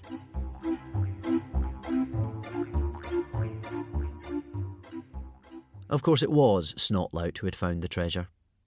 There he stood, chest stuck out, nostrils flaring, a big fat smile on his smug face. Fireworm, his dragon, had blown up to nearly twice her size with pride. He was surrounded by a crowd of Vikings who were giving him the hooligan hurrah. Snotlout! Snotlout! Snotlout! Ugh, ugh, ugh! Snotlout grinned even more widely when he saw Hiccup trudging up, trying to look inconspicuous. Difficult when you're attended by a friend carrying a gigantic limpet. Look what I've found, Hiccup, drawled Snotlout. Snotlout had found a large wooden chest, very battered and scuffed and thoroughly gnawed by Skullions. It had the words, Property of Grimbeard the Ghastly, do not open, written on it in large golden letters. Hiccup sighed. No chance of it not being the treasure, then. Righto then, said Stoic, rubbing his hands together in a businesslike fashion. Let's open it. Hiccup forgot about shutting up and keeping a low profile. "Father," he whispered urgently, "we can't open it here. Look, it says do not open on the front. Remember what happened last time?" "Nonsense," bellowed Stoic, who had never been more disappointed by his son. Why hadn't he found the treasure? What was his odd-looking friend doing carrying that ridiculously large shell? Now Baggybum was going to start suggesting that Snotlout was the rightful heir to the tribe, and then Stoic would have to shut him up by fighting him, and it was all Hiccup's fault. "Of course we open it now. What's the point of looking for treasure if you can't open the box when you find it?" "Please," pleaded Hiccup. "You don't think a cunning old pirate like Grimbeard the Ghastly is going to leave a box lying around without there being some sort of trick to it? It'll be booby-trapped. Look what happened when Alvin opened the coffin in the first place. It chopped off his hand. And then when we opened it later, everybody nearly died of fright." Stoic finally lost his temper with his son. "Who is in charge here anyway?" he roared. "I am the chief of the hairy hooligans, not you, you small boy." Hiccup flinched. "Those were coincidences, not booby traps. And I am not going to lug a great heavy box like this one all the way home only to find it's full of stones." Stoic's eyes were already bright with a strange, greedy light that Hiccup had never seen before. "Good point, Chief," said Gobber the Belch. "May I?" Gobber swung his axe way over his head and brought it down on the chains wrapped around the box, snapping them in two. "Snotlout should open it, as he found it," said Baggybum the Beerbelly. Stoic sighed. "OK then," he said. Snotlout proudly stepped forward. This was his big moment. He shot a nasty look at Hiccup. "Not a good idea. Not a good idea. Not a good idea," said Hiccup and Fishlegs to themselves as Snotlout reached out tattooed, muscly arms towards the box. "Not a good idea. Not a good idea. Not a good idea," said Toothless, closing his eyes as Snotlout slowly lifted up the lid.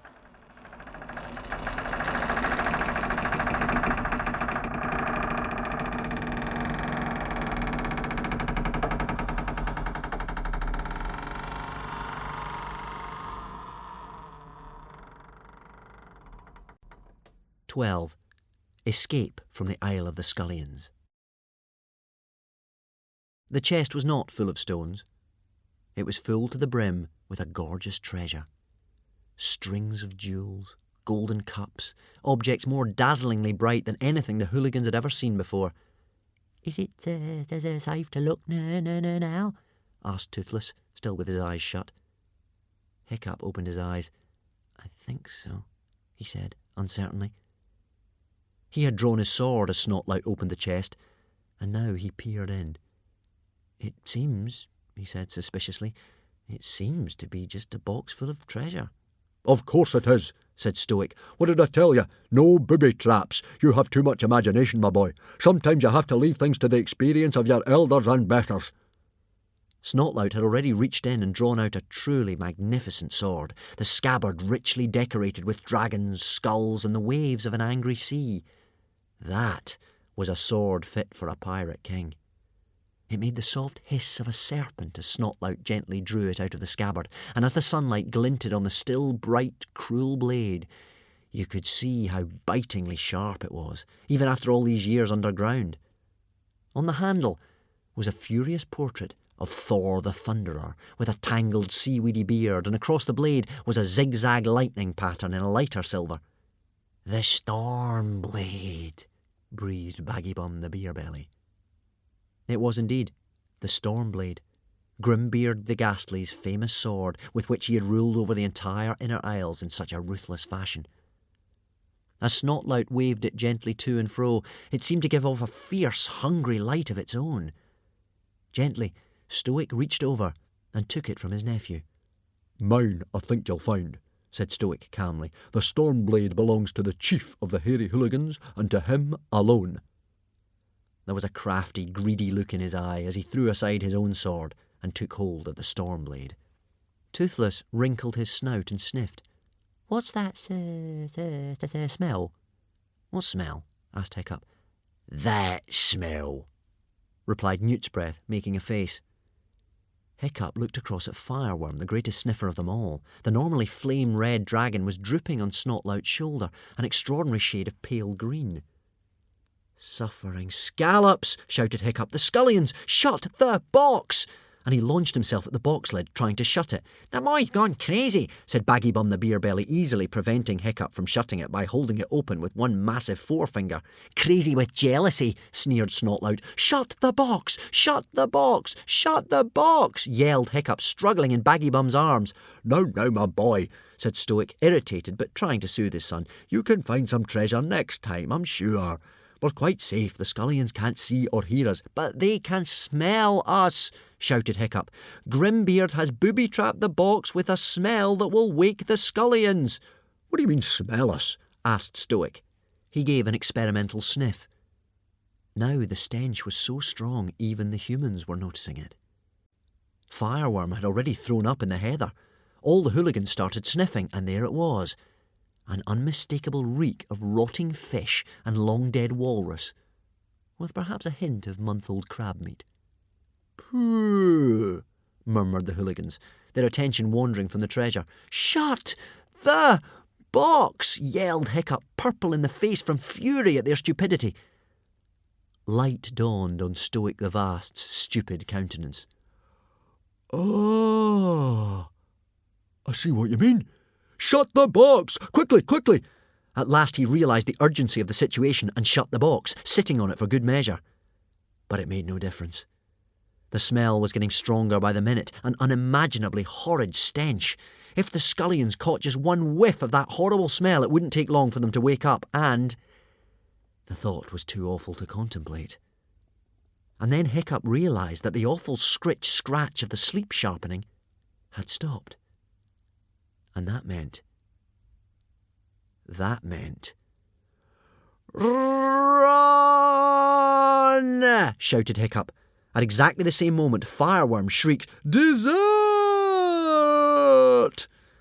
"Let's get out of here," said Stoic the Vast. He and Gobber the Belch carried the box together. The hooligans didn't need the order. They were already running as fast as they could towards the beach where the boats were.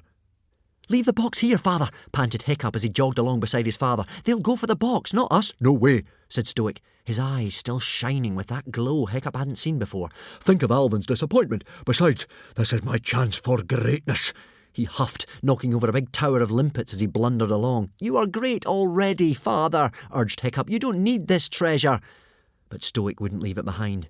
As they passed the burrows, Hiccup could begin to hear horrible snuffling noises coming from inside. He ran a bit faster, his heart pounding in terror. He bounded through the heather and crashed through the ferns, at one point falling flat on his face. The smell was now so strong that it was becoming visible, drifting out of the dents and cracks Gobber had made in the chest in a thick, greeny-yellow vapour. The cliffs of the beach were in sight. They had passed the last mound of Skullions. Maybe they would make it after all. And then Hiccup heard a noise that made his stomach turn double somersaults in terror. The noise of animals like big dogs or lions padding behind him, bounding through the heather. "Run!" shrieked Toothless, who was flying 3 or 4 feet above Hiccup's head. Hiccup, Fishlegs, Stoic and Gobber were trailing behind the others. Hiccup and Fishlegs because they were not fast runners, Stoic and Gobber because they were hampered by the box they were carrying. "So they'll get us first," thought Hiccup. The Skullions were now so close behind them that they could hear the horrible, snotty, snuffling noises they were making in their noses and the clicking of their teeth. Hiccup reached the brow of the dunes and launched himself off it in a huge jump onto the sand below. He landed okay, but tripped over his 2 large stretcher-point sword. He rolled over onto his back to look up at the ghastly sight of a gigantic, slobbering Skullion, claws outstretched, leaping right on top of him. Its great head was just inches above Hiccup's face. It was the most dreadful thing Hiccup had ever seen, and it would give him nightmares until he was an old, old man. It was a face that wasn't a face. No eyes and ears. Just that vast nose and slobbering mouth, punctuated by sparkling silver teeth. Black saliva dripped down onto Hiccup's face in a disgusting dribble. The Skullion was holding him down with one clawed paw while he sniffed down the rest of his body, searching for the tendon in his ankles, the sunlight glinting on that one ludicrously overgrown talon. Hiccup fumbled for his sword, but the stretcher point had fallen out of reach. Hiccup opened his mouth to shout for help, but no noise came out. "Help me," he mouthed soundlessly. "Help me." Somebody appeared from nowhere, grabbed the Skullion around the throat, and killed it with one blow from his sword. It was Stoic the Vast. The strange grip the treasure had on Stoic loosened as soon as he saw his son's life was in danger. He left Baggybum the Beerbelly to carry the chest to the ship. He was holding the Stormblade in his right hand and an axe in his left. "Move!" yelled Stoic the Vast. Hiccup moved. He stumbled across the sand. He could hear more of the creatures bounding after him. "I'm not going to make it to the boats in time," he thought to himself. There was a hollow tree trunk sunk into the sand in front of him. "Climb under the tree! Climb under the tree!" screeched Toothless. Hiccup scrambled under it in the nick of time. He could hear a Skullion's jaws clanging together just as he pulled his ankle through the dip in the sand below the tree. The Skullion was too large to follow him, but it pushed its revolting, quivering nose through the gap, and it started to gnaw at the wood around the hole. Hiccup grabbed a bone lying on the ground and shoved it as hard as he could up one gigantic nostril. The Skullion fell back with a howl of anguish. There was a sickening crash from above as a Skullion landed on top of the tree, and then another, and another. Hiccup could hear horrible scratchings as they worried away with their teeth, trying to break through the wood. Way above that, Toothless was screaming continuously, "Help! Help! Help!" Hiccup swiped at another nose appearing at the hole. All around him at the edges of the tree trunk he could hear the scrabbling sound of creatures digging through the sand. It was only a question of time before one of them broke through. Through a crack at eye level, Hiccup could see his father fighting his way towards him up the beach. His dragon hadn't deserted him. Noble Newt's Breath was recklessly tearing into the back of a Skullion 3 times larger than himself that was about to leap at Stoic. A Skullion talon pierced the tree trunk, so close to Hiccup that it grazed his chest as it went through. The head and shoulders of the Skullion appeared in the gaping hole the talon had made. It opened its jaws so wide Hiccup could see right down its black throat. Hiccup screamed and fell backwards. Just as the creature lunged forwards to kill him, Hiccup was grabbed around the ankle by one of Stoic's hairy hands and pulled back through the hole he had climbed in. Stoic dragged him out and lifted him up. "Put your arms up," bellowed Stoic. Newt's Breath, hovering overhead, took hold of Hiccup's arms with his talons and carried him up into the air. Toothless grabbed one leg, struggling to help. Newt's Breath spread out his great wings to their fullest extent. The Skullions chased after them as they flew, leaping up to bite at Hiccup like dogs after a titbit. Newt's Breath groaned with the strain of trying to get enough height to keep Hiccup out of range of their snapping jaws. Every now and then, the effort became too much for him, and to Hiccup's terror, he plunged suddenly downwards towards the beach. There was one very close call when Hiccup swung his body out of the way just in time as one of the monsters made a tremendous leap and nearly took his legs off at the knee. By the time they got to the sea, Newt's Breath's strength had gone, and Hiccup's ankles were dragging in the water. But they were safe. Skullions cannot swim, and they loathe the water. A few more beats of Newt's Breath's wings, and he dropped Hiccup sprawling on the deck of the Lucky 13. He then whirled round wearily and flapped back to try and help his master.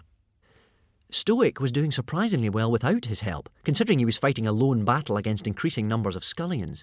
Normally this would have resulted in one dead chief in about 10 seconds flat. You have to remember that Stoic was 40 and very, very fat. But with the Stormblade in his hand, Stoic seemed to have been transformed. He was awesome. Yelling the spine-chilling hooligan yell, eyes crazy with bloodlust, he performed the fighting against superior numbers manoeuvre with spectacular success.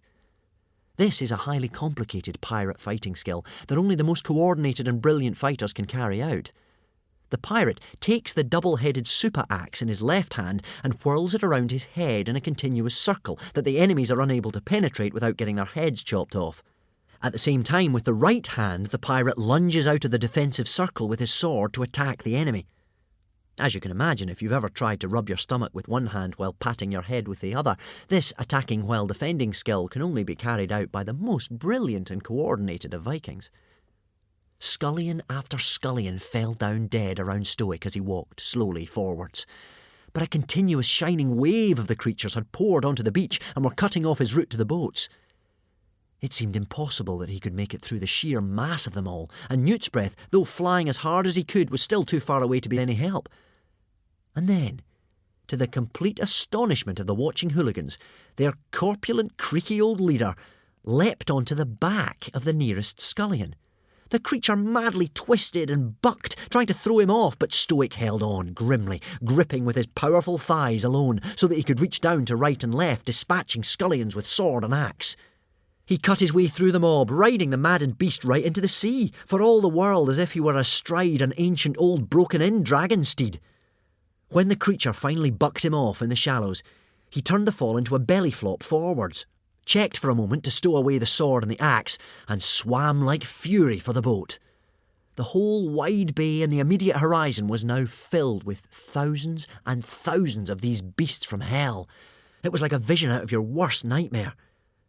But the Skullions stopped at the water's edge and stayed there howling and shrieking furiously. So angry were they that they started turning on the weaker members of their pack, and a few of the creatures were ripped to pieces in front of Hiccup's eyes. The hooligans cheered and cheered and cheered. Stoic was very pleased with himself. He acknowledged the frantic applause, wiped the blood off the Stormblade onto his shirt, and kissed the clean blade. And then he threw back his hairy head and roared like an animal. And so wild did he look, with the sword in his hand and the blood on his shirt, that Hiccup barely recognised his own father.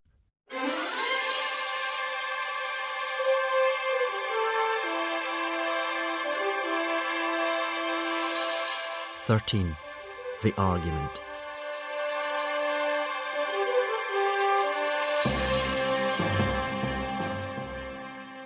The graze on Hiccup's chest was actually deeper than he had realised in the terror of the moment. It would leave a scar that would stay with him for the rest of his life as a reminder of a morning spent on the Isle of the Skullions. And his right arm was dislocated from the strain of hanging from the talons of Newt's breath. Gobber put it back in its socket, a very painful process as Gobber was not the most tender of nurses, and tore a strip off his shirt to make Hiccup a sling for it. The hooligans gave themselves a couple of minutes to pat each other on the back and celebrate before grabbing the oars again. They were eager to leave the spooky Isle of the Skullions far, far behind them. It wasn't until they were within sight of the friendly cliffs of Berk that they felt safe enough to ship their oars and let the lucky 13 drift for a while in calm but misty seas while they investigated their prize. When Stoic lifted the lid of the box again, the smell had nearly gone, but underneath the treasure there was a scattering of greenish-yellow crystals which appeared to be smoking slightly, and they still gave off that rotten egg stench. These were what Grimbeard had used to booby-trap the box.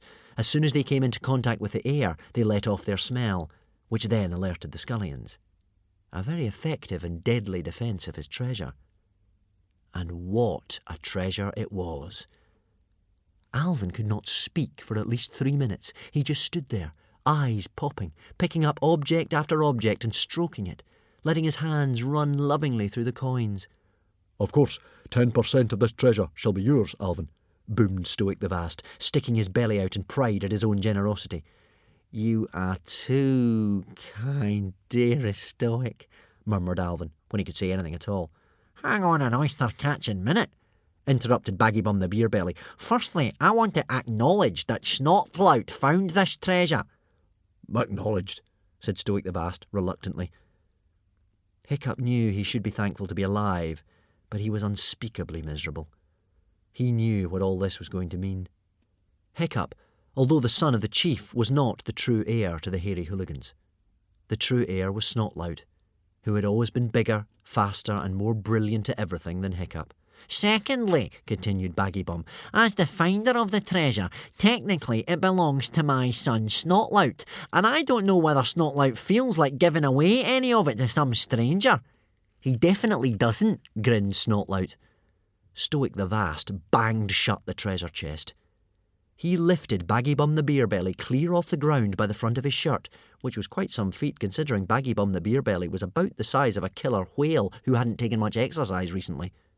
"I am the chief of this tribe," roared Stoic the Vast. "I launched this expedition to find the treasure of Grimbeard the Ghastly, and this treasure belongs to me and me alone."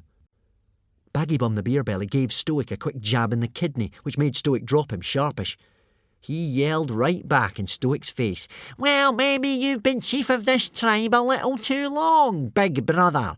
Maybe this is a sign from the gods that it's time you retired. What did that prophecy say about the heir finding the treasure? If my son is the heir, maybe that just makes me the chief of the tribe instead of you."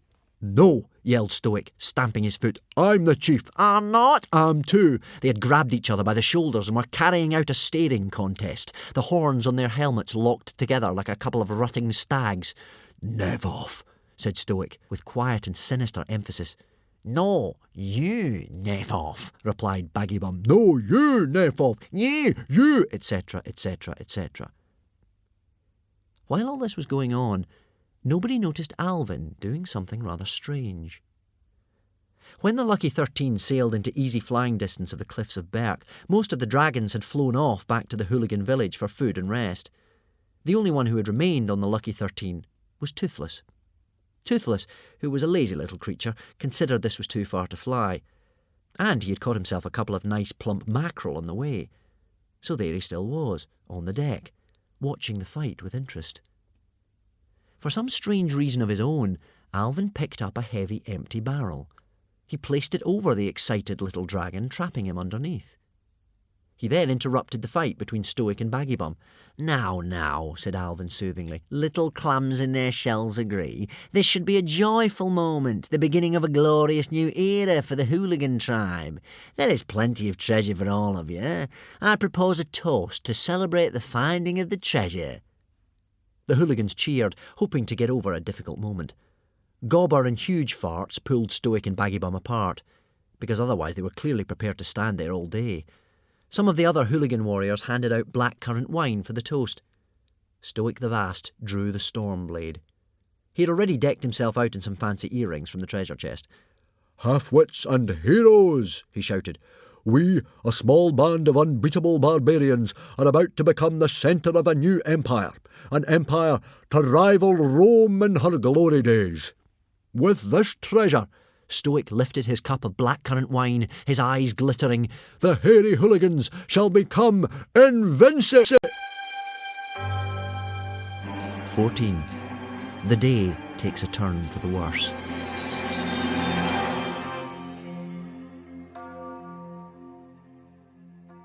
Stoic never finished the word invincible, because halfway through he was grabbed around the neck by an enormous, wild-eyed individual, and a not very clean knife was held to his neck.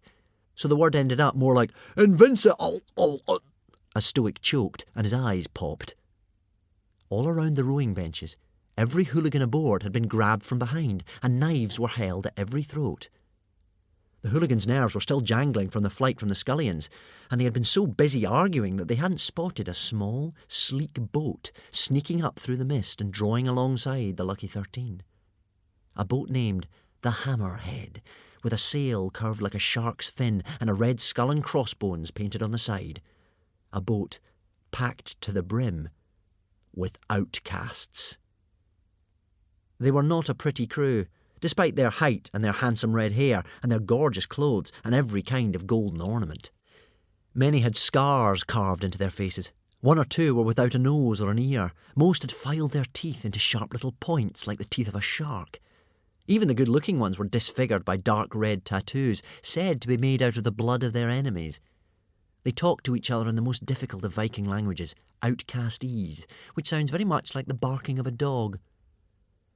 The outcasts had swarmed over the side and crept up behind the hooligans as they were admiring the treasure and themselves.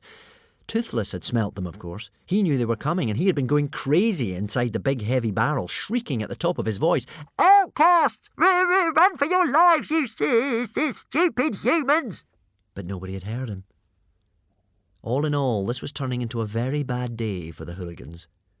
Outcasts, like Skullions, are the kind of creature one really hopes one can live a lifetime without bumping into, let alone seeing both of them at close quarters in the space of one morning. Hiccup did not realise they were outcasts, but he knew they were bad trouble. His heart started jumping in his chest like a mud skipper as he looked into the terrible face of the man who had Stoic the Vast by the throat. His curly horns were quite 3 feet high. When he opened his mouth, he growled like a dog. For a whole minute, nobody said a word. Nobody dared move a muscle. There was no noise at all except for that terrible dog-like growling from the outcast who was holding Stoic, and the sound of Alvin drinking. There was no knife at Alvin's throat. Calmly, he finished off the last delicious drops of blackcurrant wine. Smoothly, he put the cup down. I thought that I would provide a surprise ending to our little journey, said Alvin with his charming smile. I do like surprises, don't you, my dear Stoic? Stoic gargled inarticulately. "Such fun, aren't they?" continued Alvin. "I am so sorry to say, however, that the day of glory for the hooligan tribe may be, put off for a while. You see, I feel that I ought to have rather more of the treasure than a mere 10%. And in case you didn't agree, I thought I would bring along some of my relatives to, persuade you to give it up." Stoic gargled again. Alvin barked out a few words in Outcastese to Curlyhorns, who barked back at him again. "I have to admit at this point that I have been guilty of a little innocent deception," said Alvin. "My name is not Alvin the poor but honest farmer. I am, in fact, his most mighty murderousness, Alvin the treacherous, great high chieftain of the outcast tribe. I don't know why, but I felt if I'd told you this from the beginning, you might not have given me a very warm welcome." "An outcast?" gasped the hooligans. Alvin laughed. "That's right," he said. "An outcast. Us outcasts don't always go around on all fours dressed in animal skins, you know. Even we are moving with the times." He went over to Stoic and gently removed the Stormblade from Stoic's hand. "Mine, I think," said Alvin. Alvin unscrewed the claw from his right hand, as Hiccup had seen him do once before. He attached his sword-holder contraption in its place, into which he carefully twisted the Stormblade. He screwed it very tightly so that it was completely steady. And while he did all this, he talked. "You see, Stoic," said Alvin, "we barbarian chieftains are facing a new challenge. We have to fight the creeping forces of civilization by becoming fiercer and crueler than ever. You, Stoic, have gone soft." "I have not," protested Stoic indignantly. "Grimbeard the Ghastly would be turning in his grave if he could see you now," tut-tutted Alvin. "You hooligans have become bungling amateurs, all noise and show, with no real wickedness to you at all. Now, I have worked hard to bring us outcasts up to date. Outwardly, we now have some of the clothes and the manners of civilization, but inwardly, we are tougher and more truly outcast than we have ever been. We are your real professional pirates. Heartless, murdering, blood-sucking slave traders." Alvin paused for breath. "Talking of which," he then continued, "take your last look at your rather plain little island." He gestured at the friendly cliffs of Berk. "All of you hooligans are about to enter the slave trade yourselves, in the very important role of slaves." The hooligans groaned. There was no worse fate for a proud and independent Viking than to be sold into bondage. "I am sure you will all make excellent slaves," said Alvin kindly, "because you are all very strong and frankly none too bright, and I do hate to threaten, but anybody who objects will thoroughly regret it." An outcast with no nose stepped forward and uncurled an ugly black whip from around his waist, with a handle shaped like a serpent. Alvin clapped his hands, and the outcasts began loading the hooligans onto the deck of the Hammerhead. "Yup, you shall all be slaves. All, that is," smiled Alvin, "except for you, Stoic." Curlyhorns let Stoic go, and proudly he stepped forward. "To chieftains and their descendants, we pay the ultimate sign of respect," said Alvin, with just a tiny hint of menace in his voice, "by eating them." "But that's cannibalism," said Stoic, shocked. I know, sighed Alvin. "It's very old-fashioned of me, but I would lose respect in front of the rest of my tribe if I dropped all the old traditions." But, blustered Stoic. "I shall not change my mind, whatever you say," said Alvin gently. "The thing about dinner is, it never wants to be eaten. I mean, you eat pork, don't you, Stoic?" "Well, yes," admitted Stoic. "There you are, then," said Alvin. "No pig is ever going to volunteer to be supper. And thinking of volunteers..." Something seemed to be amusing Alvin. He giggled delightedly. "I mentioned that it would not only be Stoic who would receive this, honour," said Alvin, "but also his descendants. I know there has been some sort of argument about this recently. The question is," continued Alvin, struggling to keep a straight face, "who is the heir to Stoic the Vast? Could they put up their hand, please?" Strangely enough, Snotlout did not put up his hand at this point. Instead, he tried to hide behind Dogbreath the Duhbrain, staring very hard at his bronze-tipped sandals as if he hadn't quite heard the question. Hiccup sighed. He stood right up on the bench so that everyone could see him. "I," said Hiccup, "I am the heir to Stoic the Vast." Stoic smiled a big, proud smile. For all their manners, the outcasts whispered a great deal at that. Hiccup didn't have to speak outcastese to know that they were saying things like, "That skinny prawn is the heir to the hairy hooligans." Two gigantic outcasts lifted Hiccup from the bench and set him down next to Stoic the Vast. Alvin held up the Stormblade. The sword was now just an extension of his arm, like the horn of a narwhal is an extension of its nose. "It looks as if it's always been there, doesn't it?" said Alvin. The daylight played across the bolt of lightning motif. Alvin drew a finger across the blade ever so lightly, and blood instantly dropped onto the deck. "Nice and sharp. This won't take a second," promised Alvin, stepping towards Hiccup.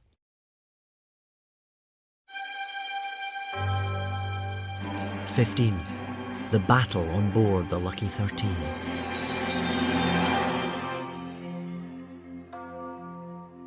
Alvin advanced towards Hiccup with the Stormblade raised above his head. Hiccup closed his eyes, waiting for the blow. But at that moment, Toothless finally managed to overturn the barrel he was trapped underneath. He had been throwing his entire body weight at one side for the past 5 minutes. At last, he made an extra strong heave. The barrel tipped over and rolled at great speed across the deck, with Toothless rumbling round and round inside it, and bowled straight into the legs of Alvin the Treacherous, who lost his footing and fell over. Alvin gave an "oh" of surprise. The outcasts were distracted for one vital second, and Stoic turned round and felled Curlyhorns with a good old-fashioned uppercut right under the chin. From that moment on, there was chaos aboard the Lucky 13. The hooligans took advantage of their captor's surprise as the swords against their throats were lowered for a moment. "This is more like it. I'll teach you to say the hooligans have gone soft." Stoic let out the Viking war cry and launched himself on the enemy completely barehanded. He crashed 2 outcasts' heads together, jabbed another in the kidney with his foot, and when that one doubled over in pain, leapfrogged over his back to face another couple of the opposition. All might not have gone well for him, however, unarmed as he was, if Baggybum the Beerbelly had not come to his aid. The 2 brothers who had been fighting each other 5 minutes earlier now fought the enemy back to back for the rest of the battle. The battle on board the Lucky 13 would be a saga that the hooligans would tell their children and grandchildren for many, many years to come. The military prowess of the outcast tribe was legendary throughout the Viking world, but the hooligans were desperate and angry. They were battling for their freedom itself, and so fought more wildly, more fiercely than perhaps they had ever done before or since. No fewer than 20 black stars were awarded to warriors after the battle was over. The Black Star was a medal given to hooligan warriors for outstanding bravery in the field of combat.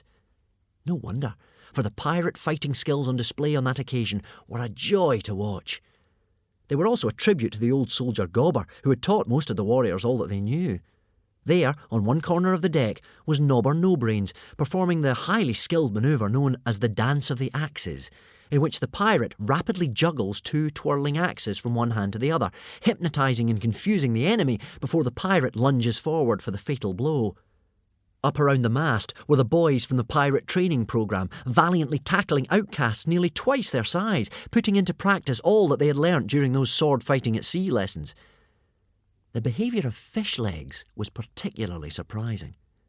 As soon as the battle began, he completely lost control, throwing himself at the enemy, shrieking furiously and whirling his sword around his head like a madman. Vikings call this going berserk, and warriors who do this are revered in Viking society. You could not imagine a more unlikely candidate for being a berserk than Fishlegs, but there we are. These things are never predictable. The outcast stayed out of his way, for a berserk is always respected, even if he is only 4'10" with a squint and a limp and no sword-fighting skills whatsoever. It has to be admitted, reluctantly, that Snotlout fought with spectacular brilliance and bravery. His quick wrist made the flash cut slip neatly in and out, hither and thither, beautifully performing the Destroyer's defence, the Grimbeard's grapple, the final cut, and many, many more of the subtlest sword-fighting skills. In the space of 5 minutes, no fewer than 3 outcasts lay dead around him, all much larger and heavier than himself. This is a schoolboy record that stands to this day. I would love to say that Hiccup fought similarly splendidly, but I can't, because it wouldn't be true. Hiccup had dislocated his arm, remember, and his sword, the stretcher point, lay somewhere on the beach at the Isle of the Skullions. But Hiccup did what he could. With his quick left hand, he picked a key out of Curlyhorn's pocket while he fought Gobber the Belch. He used the key to unlock the chains of 4 or 5 hooligans who had already been bound, ready for slavery, who then joined in the fight with the others. Toothless created an extra diversion when he spilled out of the barrel, dizzy and confused, and bit the first hairy leg that he saw, which happened to belong to a grossly fat outcast who promptly dropped the flare he had been carrying right in the open barrel of blackcurrant wine. And Thor only knows what was in that blackcurrant wine, but the entire barrel burst into flames. The fire raged out of control, the sail burned furiously, and thick black smoke poured over the deck. Everybody started jumping off the Lucky 13 in order to escape the flames. Stoic belly-flopped into the sea and splashed over to the outcast boat, the Hammerhead, where the pitched battle was continuing. As he climbed over the side of the Hammerhead, he turned back to his son and shouted, "Come on, Hiccup!" "Your father's right," panted Toothless. We should go."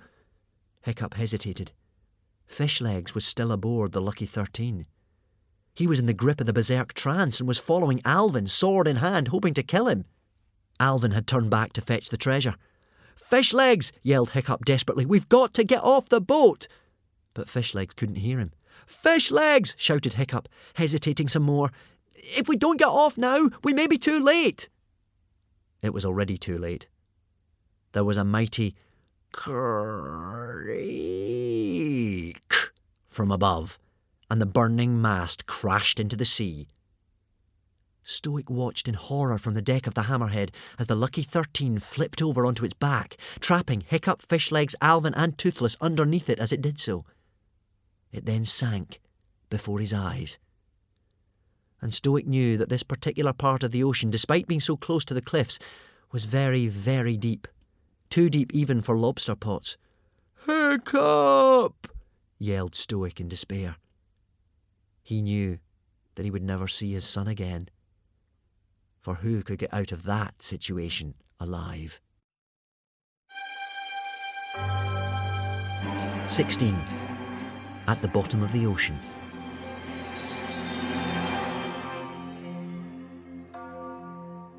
Hiccup's first thought was that he was going to drown.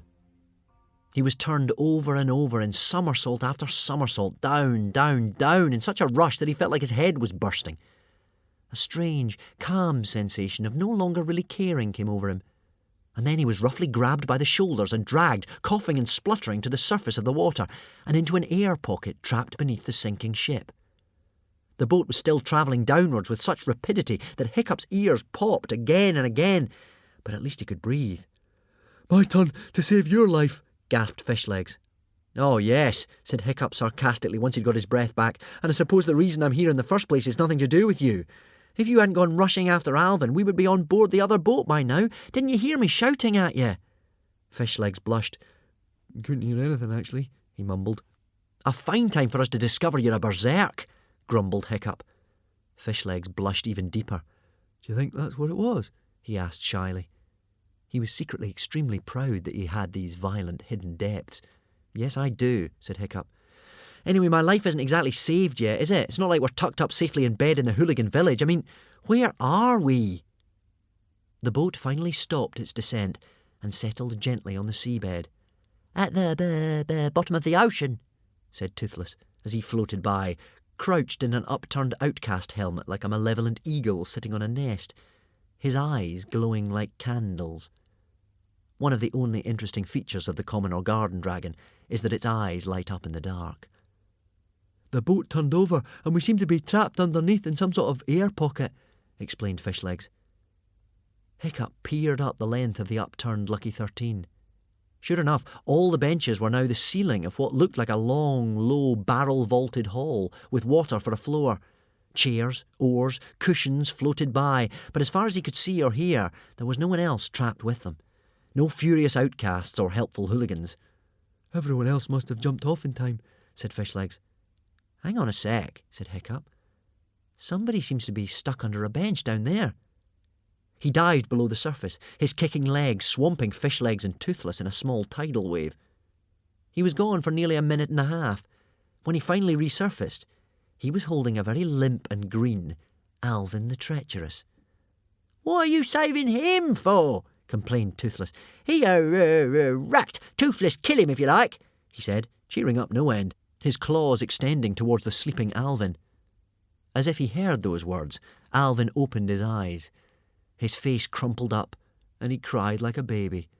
"My treasure," he cried. "My treasure, gone, gone, gone." "We're not interested in your treasure," said Fishlegs coldly. "What about the fact that not half an hour ago you were about to put the entire hooligan tribe into slavery? Not to mention serving up poor old Hiccup here as a starter. If it wasn't for your stupid treasure, we could all be sitting in one of Gobber the Belch's classes staring vacantly out of the window while he bangs on about frightening foreigners." "We can still find it," said Alvin urgently, trying to peer into the water below him. "It's down there somewhere. The ground isn't far beneath me. Help me, everybody, and we shall live like kings." "Oh, belt up, you madman," snapped Fishlegs. "We haven't time," interrupted Hiccup. "This really is our lucky day. Correct me if I'm wrong, but I think this air pocket is getting smaller." Hiccup was right. The air pocket was getting smaller. 17. How bad could this day get?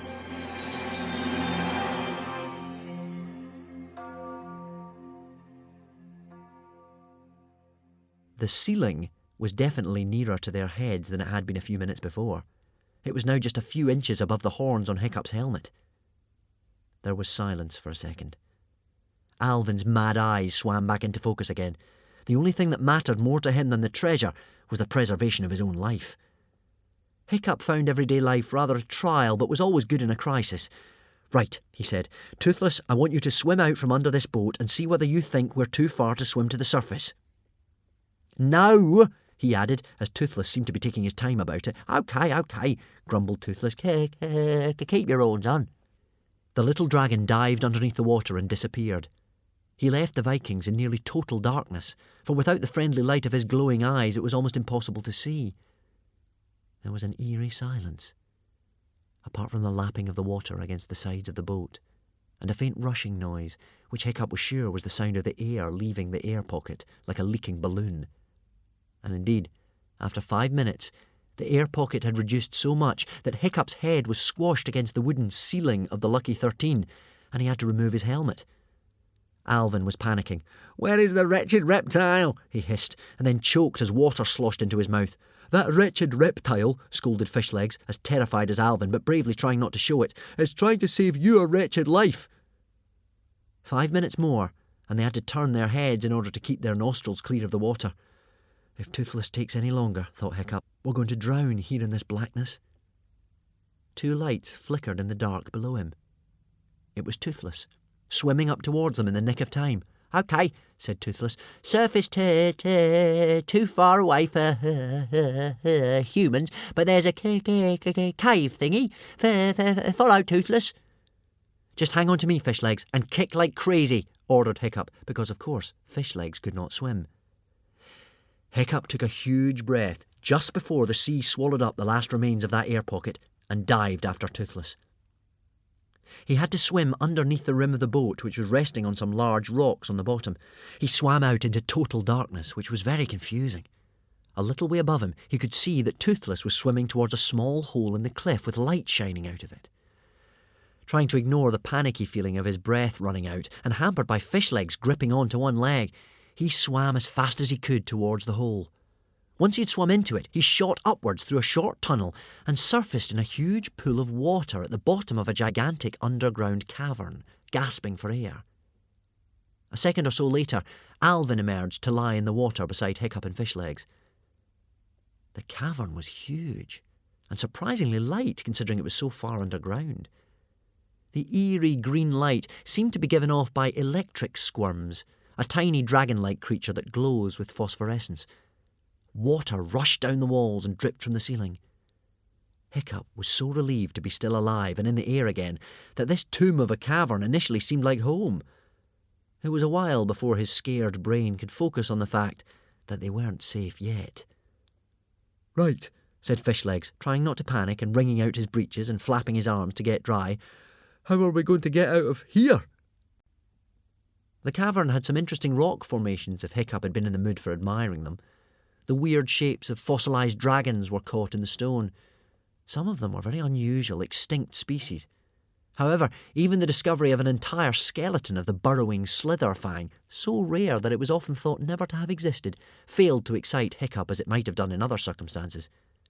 They walked round and round in circles for about an hour and a half, looking for a way out, before realising that there wasn't one. They sat down. Without his tribe around him, and facing death, Alvin seemed to have returned to his old pleasant self again. He even apologised for getting them into this mess. I just cannot believe this, moaned Fishlegs, shivering violently. It's like some sort of nightmare. I keep thinking we're safe, and then it seems that no, we're in some other life-threatening situation even worse than the one we've just got away from. OK, admitted Hiccup, trying to keep them from despairing. It doesn't look good, but I'm sure I can think of a way out of here. Toothless was sniffing away at the back of the cavern, and he interrupted, calling out, Toothless can smell something metal over here. Very clever, Toothless, said Hiccup, but the treasure hunt is over now. I mean, continued Fishlegs, so far today we have narrowly escaped being 1. Torn to pieces by Skullions, 2. Eaten by cannibal outcasts, 3. Burned to death on board ship, 4. Drowned at the bottom of the ocean, and now here we are, trapped in an inaccessible underground cavern facing death by slow starvation. It's just been a really bad day. Nah, not metal, after all, Toothless called back in disappointment. It's just the door. A door? Alvin, Hiccup and Fishlegs scrambled up and over towards Toothless with a sudden surge of hope. Once they had scrabbled away at all the dust and earth covering it, they found it was a door. It was surprising they hadn't noticed it before. Is it a way out? Gasped Fishlegs. Not necessarily, Hiccup replied slowly. A door with a death's head painted on it. A door with lettering on it that was horribly familiar to Hiccup. Large, scrawling letters gouged out of the surface of the wood, probably with a sword. Do not open this door, it said, unless you are the true heir to Grimbeard the Ghastly. I really mean it this time, it said. Death and destruction and other truly awful things will follow if you open this door. This is a pirate's private, personal property. Hiccup looked straight into the suddenly glittering eyes of Alvin the Treacherous. All the pleasantness had fallen away from him again. He raised his arm with a storm blade fixed into it. Alvin didn't need to say anything. Hiccup knew what he wanted. Oh, no, said Hiccup, backing slowly away. I'm not going to open this door.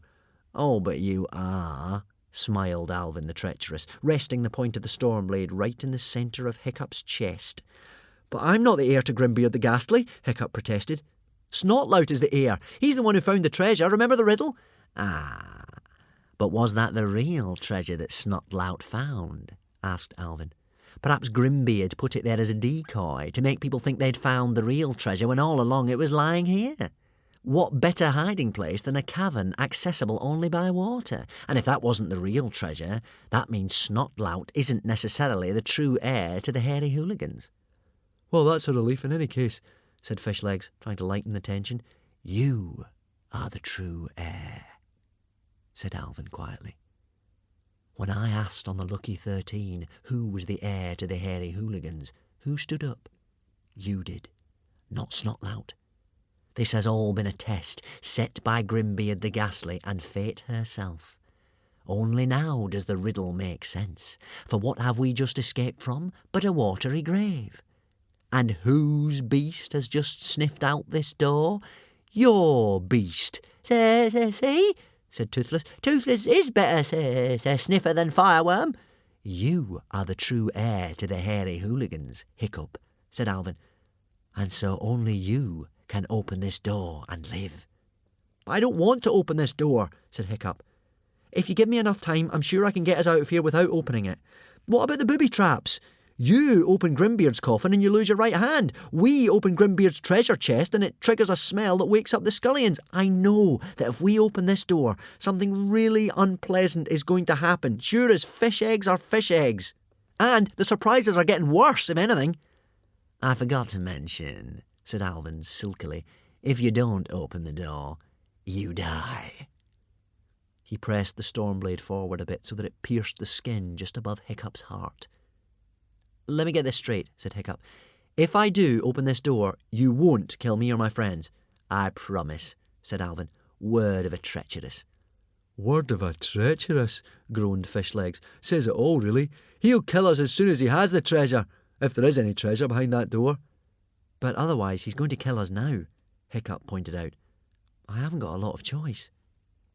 Hiccup leaned forward, biting his lip, and slid the heavy iron bolt to the left. "Not a good idea.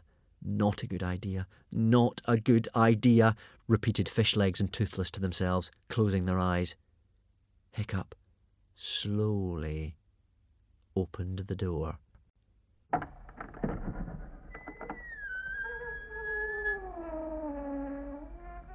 Alvin, Fishlegs, Hiccup and Toothless stood there, their mouths flopping open and shut like fish in their astonishment. The door had opened onto another gigantic cavern.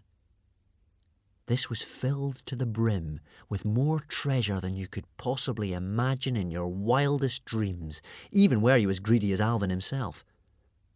So indescribably beautiful was this treasure that it drew them into the room like a magnet. It was all piled up on top of itself in crazy giant mountains, mound after mound of golden coins with Caesar stamped on one side and Neptune on the other. Heap after heap of rubies, fat and ripe as scallops, and emeralds green as a mermaid's eye. Gorgeous silver cups with seahorses galloping delicately around them, and golden necklaces as plump as oysters, and swords as sharp as a conger's tooth, with octopus tentacles winding themselves around the hilt. It was the sort of treasure you could get lost in and forget yourself and your mind and this world at all. "Oh my," breathed Alvin the treacherous, stepping forward. "Oh my, my, my."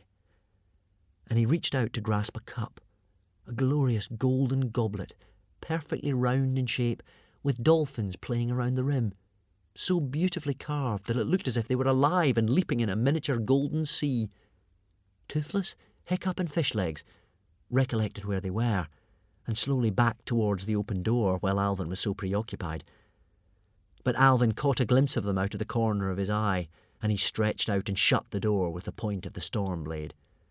"Nobody leaves the cavern without asking Alvin," he said.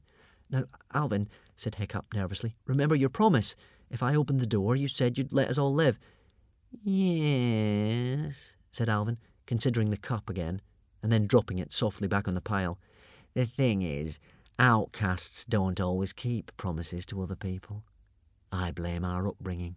My mother never really loved me, you know, but I always keep promises I make to myself. And long ago, when that coffin lid snapped down and chopped off my hand, I made myself a very solemn promise indeed." Alvin's pleasant eyes narrowed, and he sidled towards Hiccup like a predatory crab. "It's not that I dislike you personally, Hiccup, but I swore to myself," said Alvin, still smiling, "that I would find Grimbeard's precious treasure, and I would kill his precious heir. That's fair, isn't it? An heir in exchange for a hand." And he made a vicious swipe at Hiccup with the Stormblade. Hiccup dodged out of the way in the nick of time. He leapt nimbly onto the nearest mound of treasure and started scrambling up it. "And with Grimbeard's own precious sword, too," chuckled Alvin. "Isn't fate artistic?" "Toothless," yelled Hiccup, "get me a sword!" Alvin climbed after him and made another wild lunge at his head. Hiccup ducked behind a large golden chariot wheel. "Toothless!" cried Hiccup. "Hurry up!" Okay, muttered Toothless, who had flown to a pile of weaponry not far away. "Keep your helmet on. Toothless doing his best."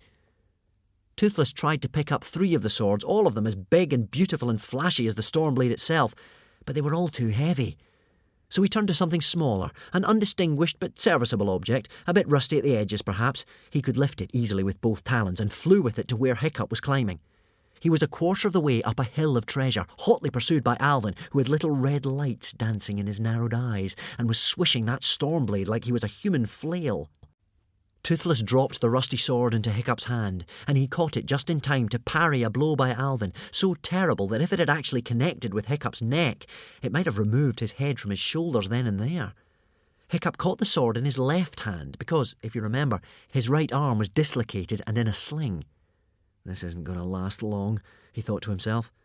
It was a case of man against boy, and Hiccup wasn't exactly the greatest sword fighter in the Inner Isles, even with his right hand.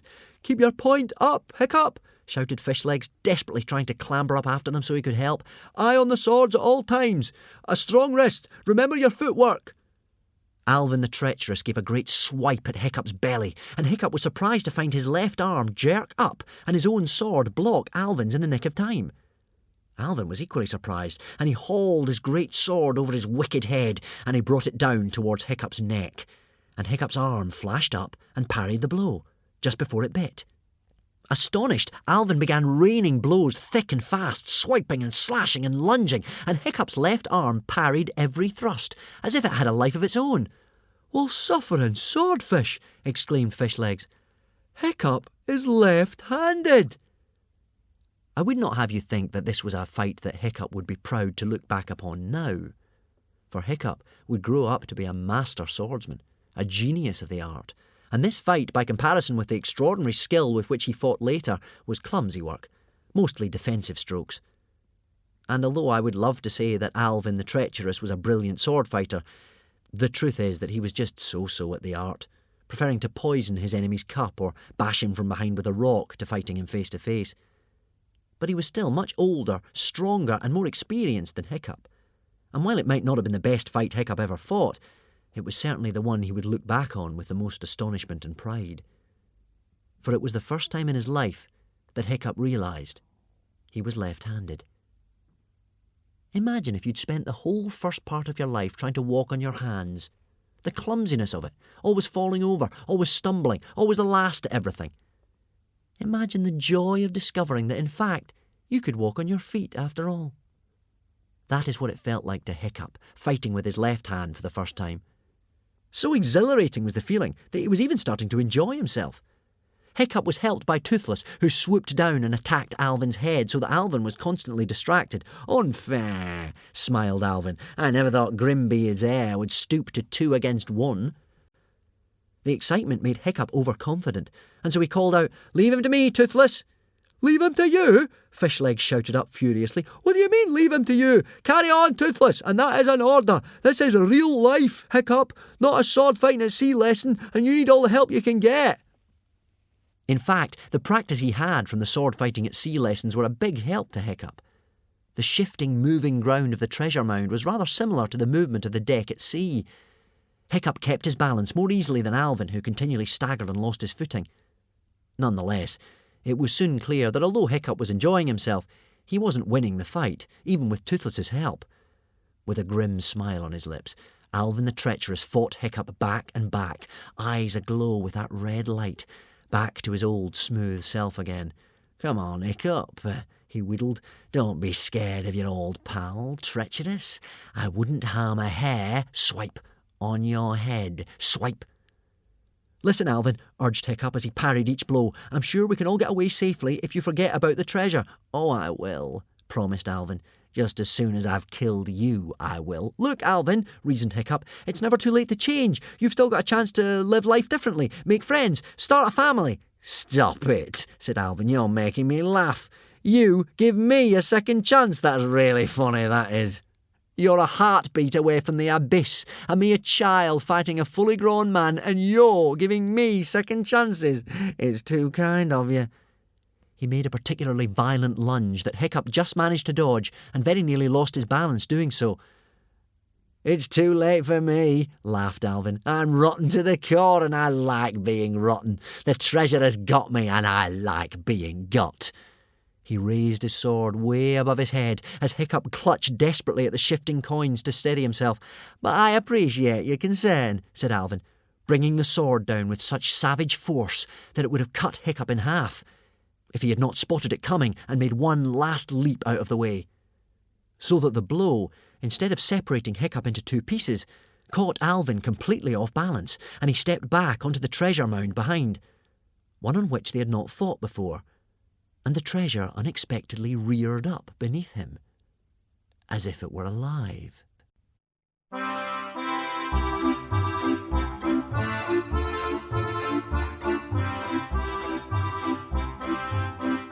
18. Grimbeard the Ghastly's final surprise.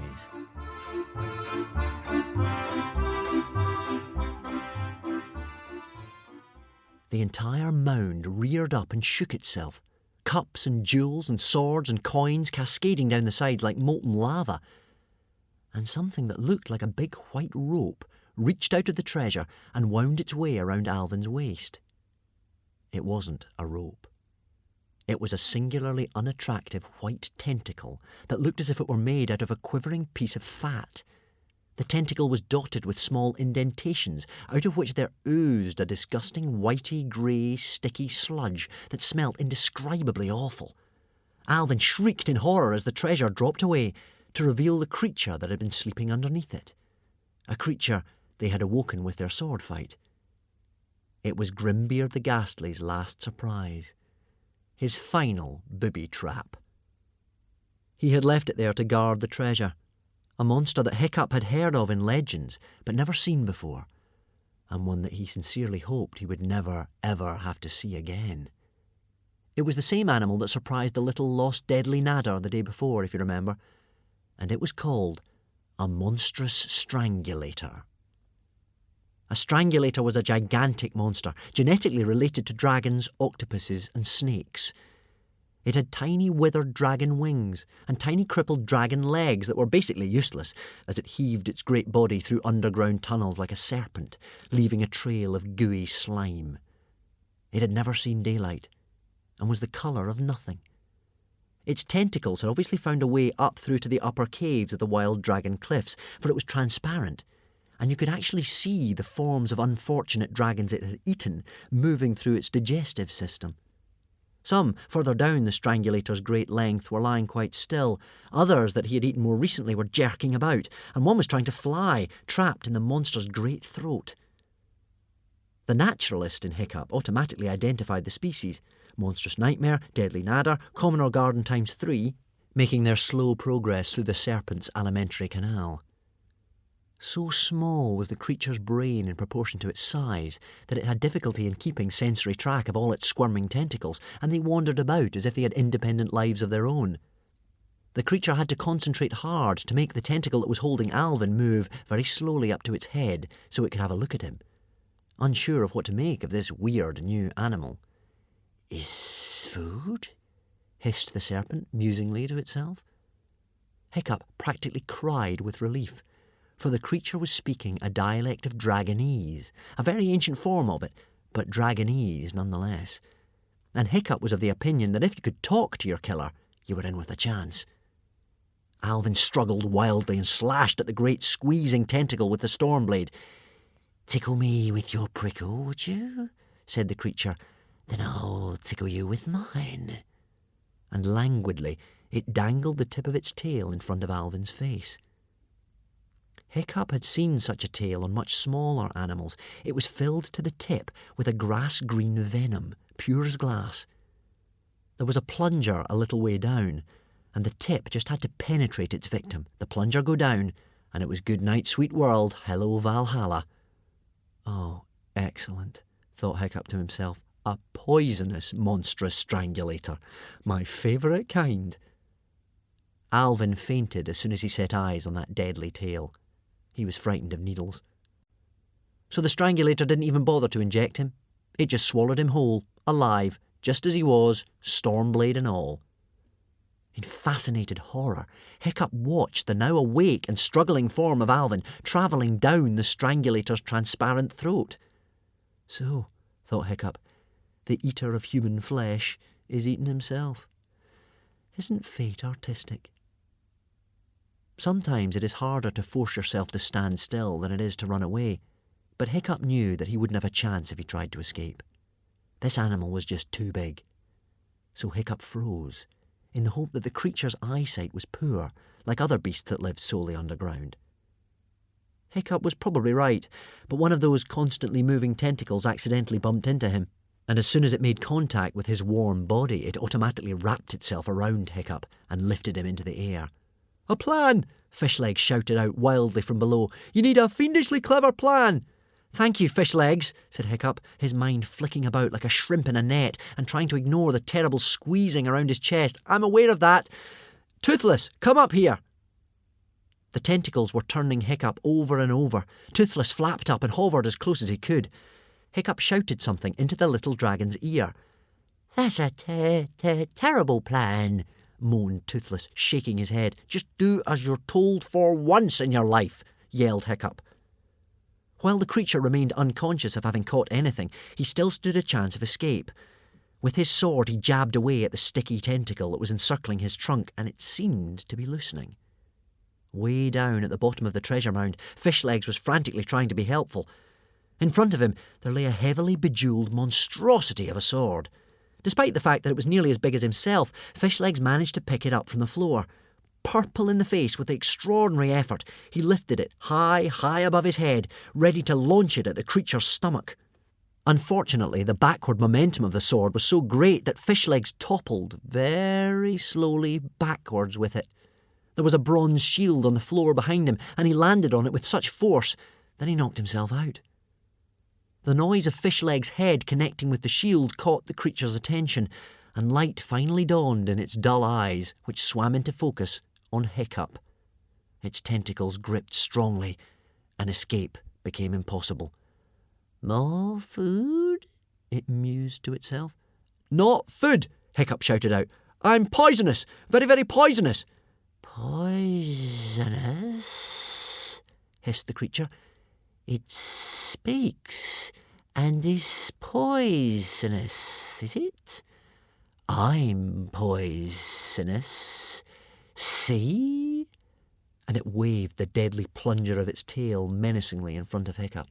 "Don't like it when the food speaks," whined the creature to itself. "Is tricksy when it speaks. Kill it quickly before it tricks me." It wrapped its tentacles a little tighter around Hiccup in order to suffocate him. "This is all very interesting," Hiccup managed to choke out, his eyes popping. "So, how were you thinking of killing me, exactly?" Gradually, the awful pressure on Hiccup's chest eased as the strangulator considered this question. "Well," it said slowly, "I was thinking of squeezing you to death." "I only ask," said Hiccup, gasping for air, "because I was recently nearly swallowed by a sea dragonus giganticus maximus, who said that you undergrounders were very primitive animals, poorly armed, and only capable of basic forms of killing such as strangulation." The creature stopped squeezing entirely. "That's very rude," it hissed eventually, rather hurt. "What is this giganti-maxi thingy anyway?" "Release your tentacles a bit," said Hiccup, "and I'll tell you." "Okay," said the strangulator, "but no tricks in or I'll get cross."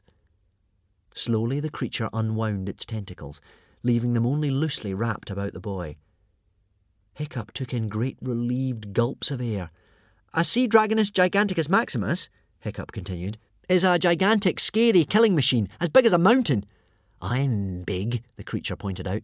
"It has at least 3 ways of killing," said Hiccup. "It can rip you to pieces with its talons, bite you to bits with its teeth, or fry you to a frazzle with its fire." "I can do that," said the creature, less certainly. "No, you can't," said Hiccup. "You haven't got any talons, teeth, or fire." "So I haven't," said the strangulator, very disappointed. "But I can squeeze you to death." He brightened up and began to wrap his tentacles around Hiccup again. "So old-fashioned!" shrieked Hiccup hurriedly. "What about the poison?" "That's the most modern method of killing around. A sea dragonus giganticus maximus hasn't got any poison." "Hasn't it?" asked the creature delightedly. "No, it hasn't," said Hiccup. "I'm very curious to see how one of these fancy new poisons works." "Is not a nice way to go," warned the creature. It pointed the sharp needle of its tail straight at Hiccup's heart. Suddenly, Toothless flew into the Strangulator's field of vision. The creature lost concentration for a second as the little dragon zoomed up and down right in front of his eyes. By the time it had coordinated its tentacles enough to frighten Toothless away, the Strangulator was very, very cross. "I told you, no tricksin'," it hissed with venom in its voice. "This will shut you up." Fishlegs came back into consciousness just in time to see the Strangulator inject the whole tail's worth of green poison, enough to kill the entire population of Rome, into the flesh beneath Hiccup's shirt. 19. The Heir to Grimbeard the Ghastly.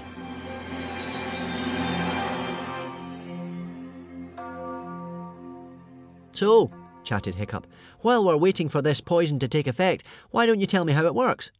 "Well," crowed the Strangulator, "you will lose control of your tentacles as they start to stiffen." "I can feel a sort of tingling in my feet, like pins and needles," admitted Hiccup. The Strangulator's own tentacles were leaping about wildly, as stiff as boards. "The poison turns some victims green before they die," hissed the Strangulator gleefully. "Is it just me," said Hiccup, "or is there a sort of greenish tinge to my left arm?" There wasn't. It was as white and freckled as ever. But a strange green cloud was building within the Strangulator's transparent body, gradually obscuring the unfortunate dragons he was digesting. "And then, as the poison reaches the head," continued the Strangulator, "the nervous system simply explodes." He looked at Hiccup hopefully. Nothing seemed to be happening. "That's funny," said the Strangulator. "It doesn't seem to be working." "Maybe some people take longer," said Hiccup reassuringly. "You're looking a little peaky yourself. Maybe you should lie down." The Strangulator looked down at itself. The green cloud had now blown into every crook and cranny of its body, and was finally approaching its tiny brain. "Ah!" screeched the Strangulator. The nervous system of the Strangulator simply exploded.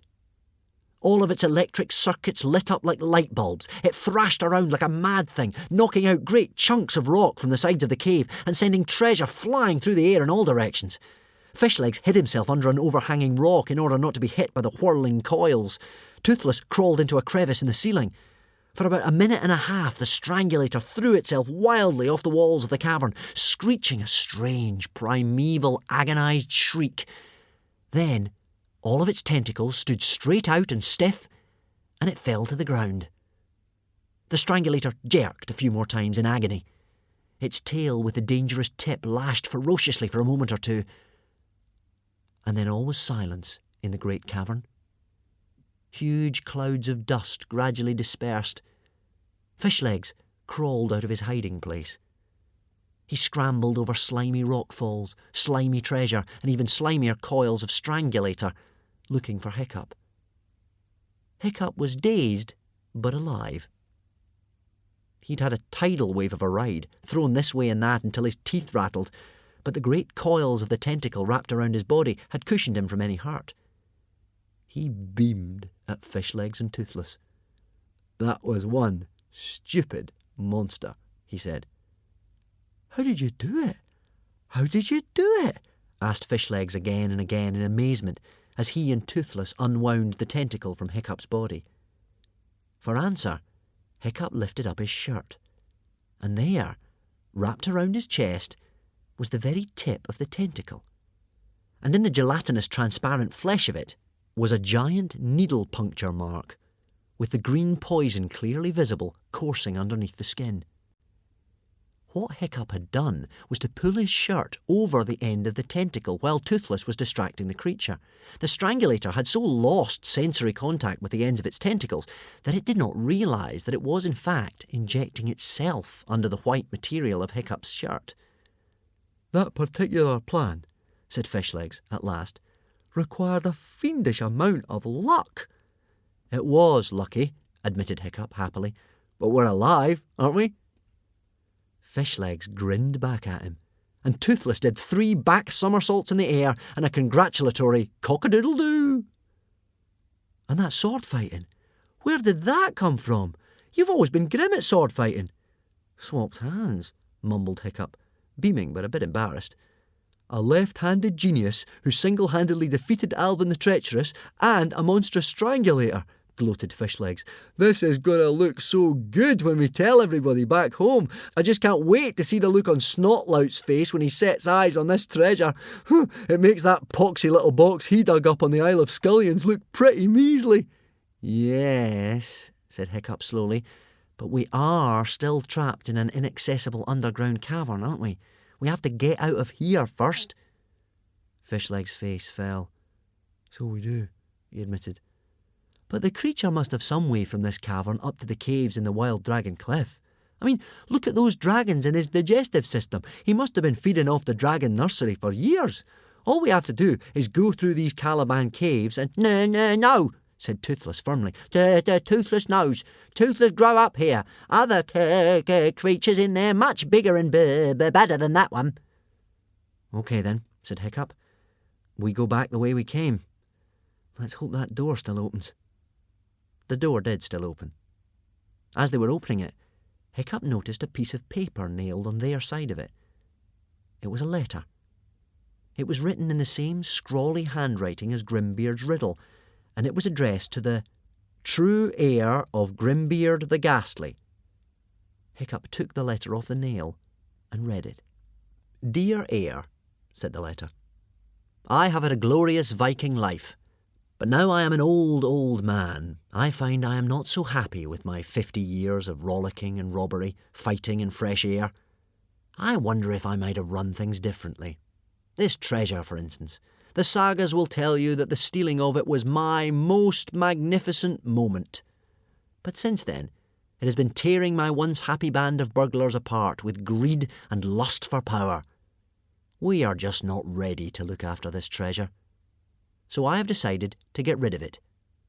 I know that there will be men who will hear of the legend of the treasure and come looking for it, and for them I have buried a small chest on the Isle of the Skullions as a decoy, so that they will think that the hunt ends there. I have hidden the real treasure deep, deep in this underground cavern. It has taken many, many months for my dragons to swim down here with it. It is guarded by water one way and the Caliban caves the other. I have placed an infant strangulator in the cavern, who shall grow in time to be a terrible guardian indeed. I dream of a time in the future when men will be able to own such beautiful and dangerous things and use them wisely. I dream of an heir who shall be a dragon whisperer, a sword fighter, a man who talks with monsters and who will harness the power of Thor's thunder itself. This heir will come and he will find my treasure. I give it to him freely, all of it, and he shall know what to do with it. I wish you good luck and a nice strong wind. Grimbeard the Ghastly. P.S. I hope you have a dragon with you. He can help you to the surface. Otherwise, I'm afraid you're done for. Maybe Grimbeard the Ghastly wasn't so bad after all, said Hiccup slowly. There you are, said Fishlegs, who was reading over Hiccup's shoulder. He said it was your treasure, to do as you liked with. Hiccup sighed. He thought of the greedy look in Stoic's eyes when he held the Stormblade. He thought of Baggybum and Stoic arguing over the treasure chest. Yes, said Hiccup, and I do know what to do with it. He picked up a piece of charcoal from the cavern floor, wrote some words on the bottom of the letter, and pinned it back on the door. Still not ready, read Fishlegs. Fishlegs hurried after Hiccup, who was now looking at the cavern's exit hole to the sea, thinking hard. What do you mean, still not ready? Demanded Fishlegs. I mean, said Hiccup, that the treasure is staying right here. That this is our secret and we tell nobody. If we get out of here alive, we just say we washed up on the shore a couple of beaches down. No mention of the existence of this cavern. Nothing. You cannot be serious, said Fishlegs. We could be heroes here. And besides, if we don't tell everybody what happened, they'll all go on thinking that Snotlout is the true heir to the hairy hooligans. Hiccup looked miserable. I guess that's right, he said. But then, if I really am the true heir, I have to do what I think is the right thing for the tribe, don't I? And this is definitely the right thing. That treasure is bad trouble. Hiccup would not change his mind. Let's just concentrate on getting back home, he said. It took Hiccup 2 or 3 hours of hard thinking to work out how to use one dragon to get himself and Fishlegs up through hundreds of feet of water and back to the surface without drowning. The solution is quite simple, if you ever find yourself in a similarly tricky situation. A dragon's breath, even when it exhales, is composed almost entirely of pure oxygen. It is this that makes it so very flammable. All they needed to do was rise to the surface, slowly, so as not to get the bends, with Toothless swimming beside them and occasionally blowing into their noses when they ran out of breath. A dragon never runs out of breath because just below its horns it has a fully working set of gills. As soon as it enters the sea, it can shut off its lungs and get its oxygen from the water rather than the air. Hiccup and Fishlegs resurfaced after about 10 minutes. There was plenty of debris floating around because they were not far from where the Lucky 13 had made its final journey to the bottom of the ocean. The boys each got hold of one end of an oar and steered their way around the corner to where there was a beach to land on. Fishlegs tried to persuade Hiccup to change his mind all the way home. At last he said in exasperation, "You're never going to be a hero with this attitude. How can you be with no one to cheer, no one to clap?" "Okay then," Hiccup sighed. "I'll never be a hero. All I know is that I'm supposed to be the future leader of this tribe, and I want there to be a tribe left to lead, and that seems more important to me than being a hero." They staggered through the heather towards the hooligan village, which was strangely silent and deserted. No smoke curled from the rooftops. No children quarrelled in the streets. No dragons were fighting in the thatch. "Please, please, good God Woden," prayed Hiccup, "please let everybody be alive." Everybody was alive.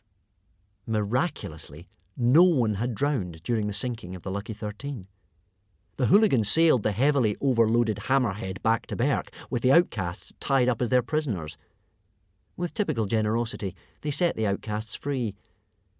I fear the outcasts were not as grateful as they should have been, and this would not be the last the hooligans would see of these vicious people. For the moment, however, they returned to the outcast lands, humiliated, unarmed, and with a hunger for revenge. The hooligans were not in much better shape themselves. They were a hardy race, and drowning was an occupational hazard, but the loss of the only son of the chief was a big blow, whether he was the heir or not. Stoic sat for an hour at the edge of the sea. As soon as Snotlout's treasure had disappeared beneath the waves, it had lost its magic for him. He kept on seeing in his mind's eye his son, Hiccup, standing on the deck of the Lucky 13, saying, "I am the heir to Stoic the Vast."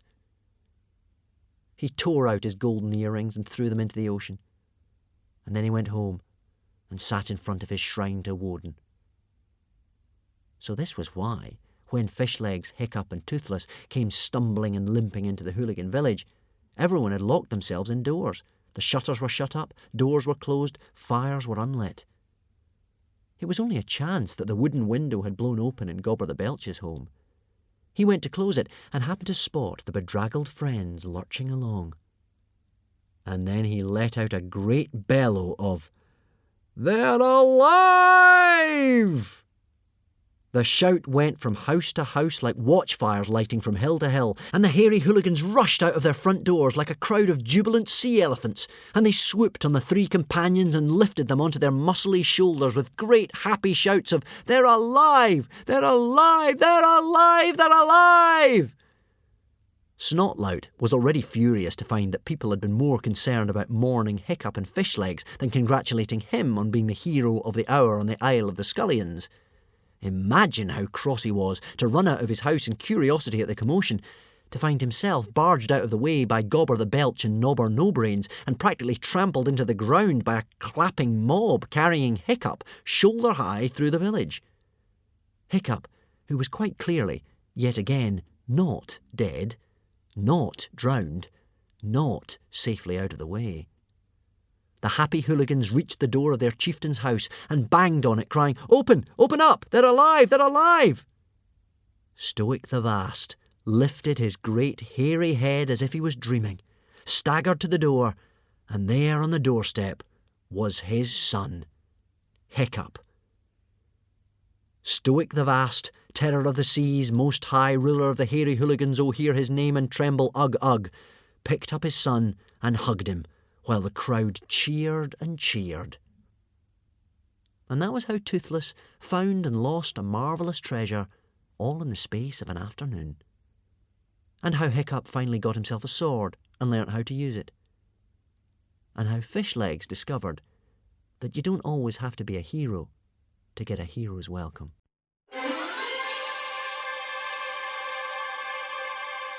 Epilogue. A few months afterwards, I had a dream. It was a dream about shipwrecks, perhaps because I'd been doing a lot of that lately. The ship was called the Endless Journey, and just before it disappeared beneath the waves, the ferocious-looking captain, who had a strange smile on his face, threw a sword up into the air. It spun end to end over the waves, through the atmosphere and into space and stars and never-ending time, where, to my surprise, my own left hand sprang out of its own accord and caught it.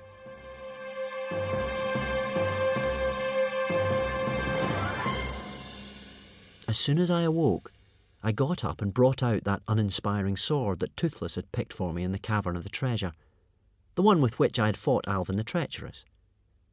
I turned it over and over and inspected the dull little object for quite half an hour, and eventually I found that by twisting and twisting it, the knob at the end fell off, and there was a small piece of paper rolled up in a little hollowed-out compartment inside. A small fragment of paper on which were written the following words: "The last will and testament of Grimbeard the Ghastly. I leave to my true heir this my favourite sword, because the Stormblade always lunged a little to the left, and the best is not always the most obvious. Yours, in the hope that you will make a better leader than I was, G.G.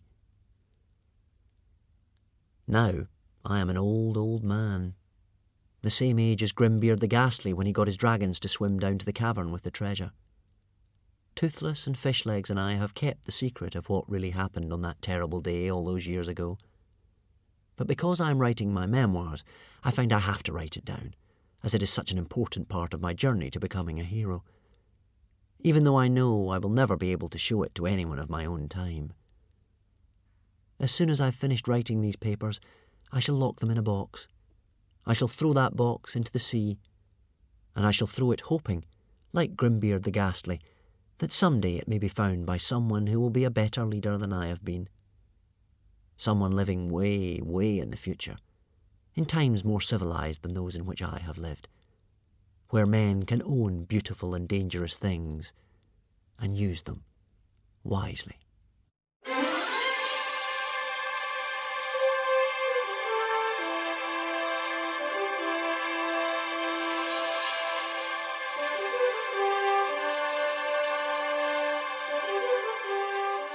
Surely that would be the last Hiccup would see of that wicked villain Alvin the Treacherous. His grim hook sank to the bottom of the ocean with the wreck of the Lucky 13. He himself was last seen struggling in the throat of a monstrous strangulator in an inaccessible cavern deep, deep underground. Surely nobody could get out of that situation alive. Or could they? Look out for the next volume of Hiccup's memoirs to find out.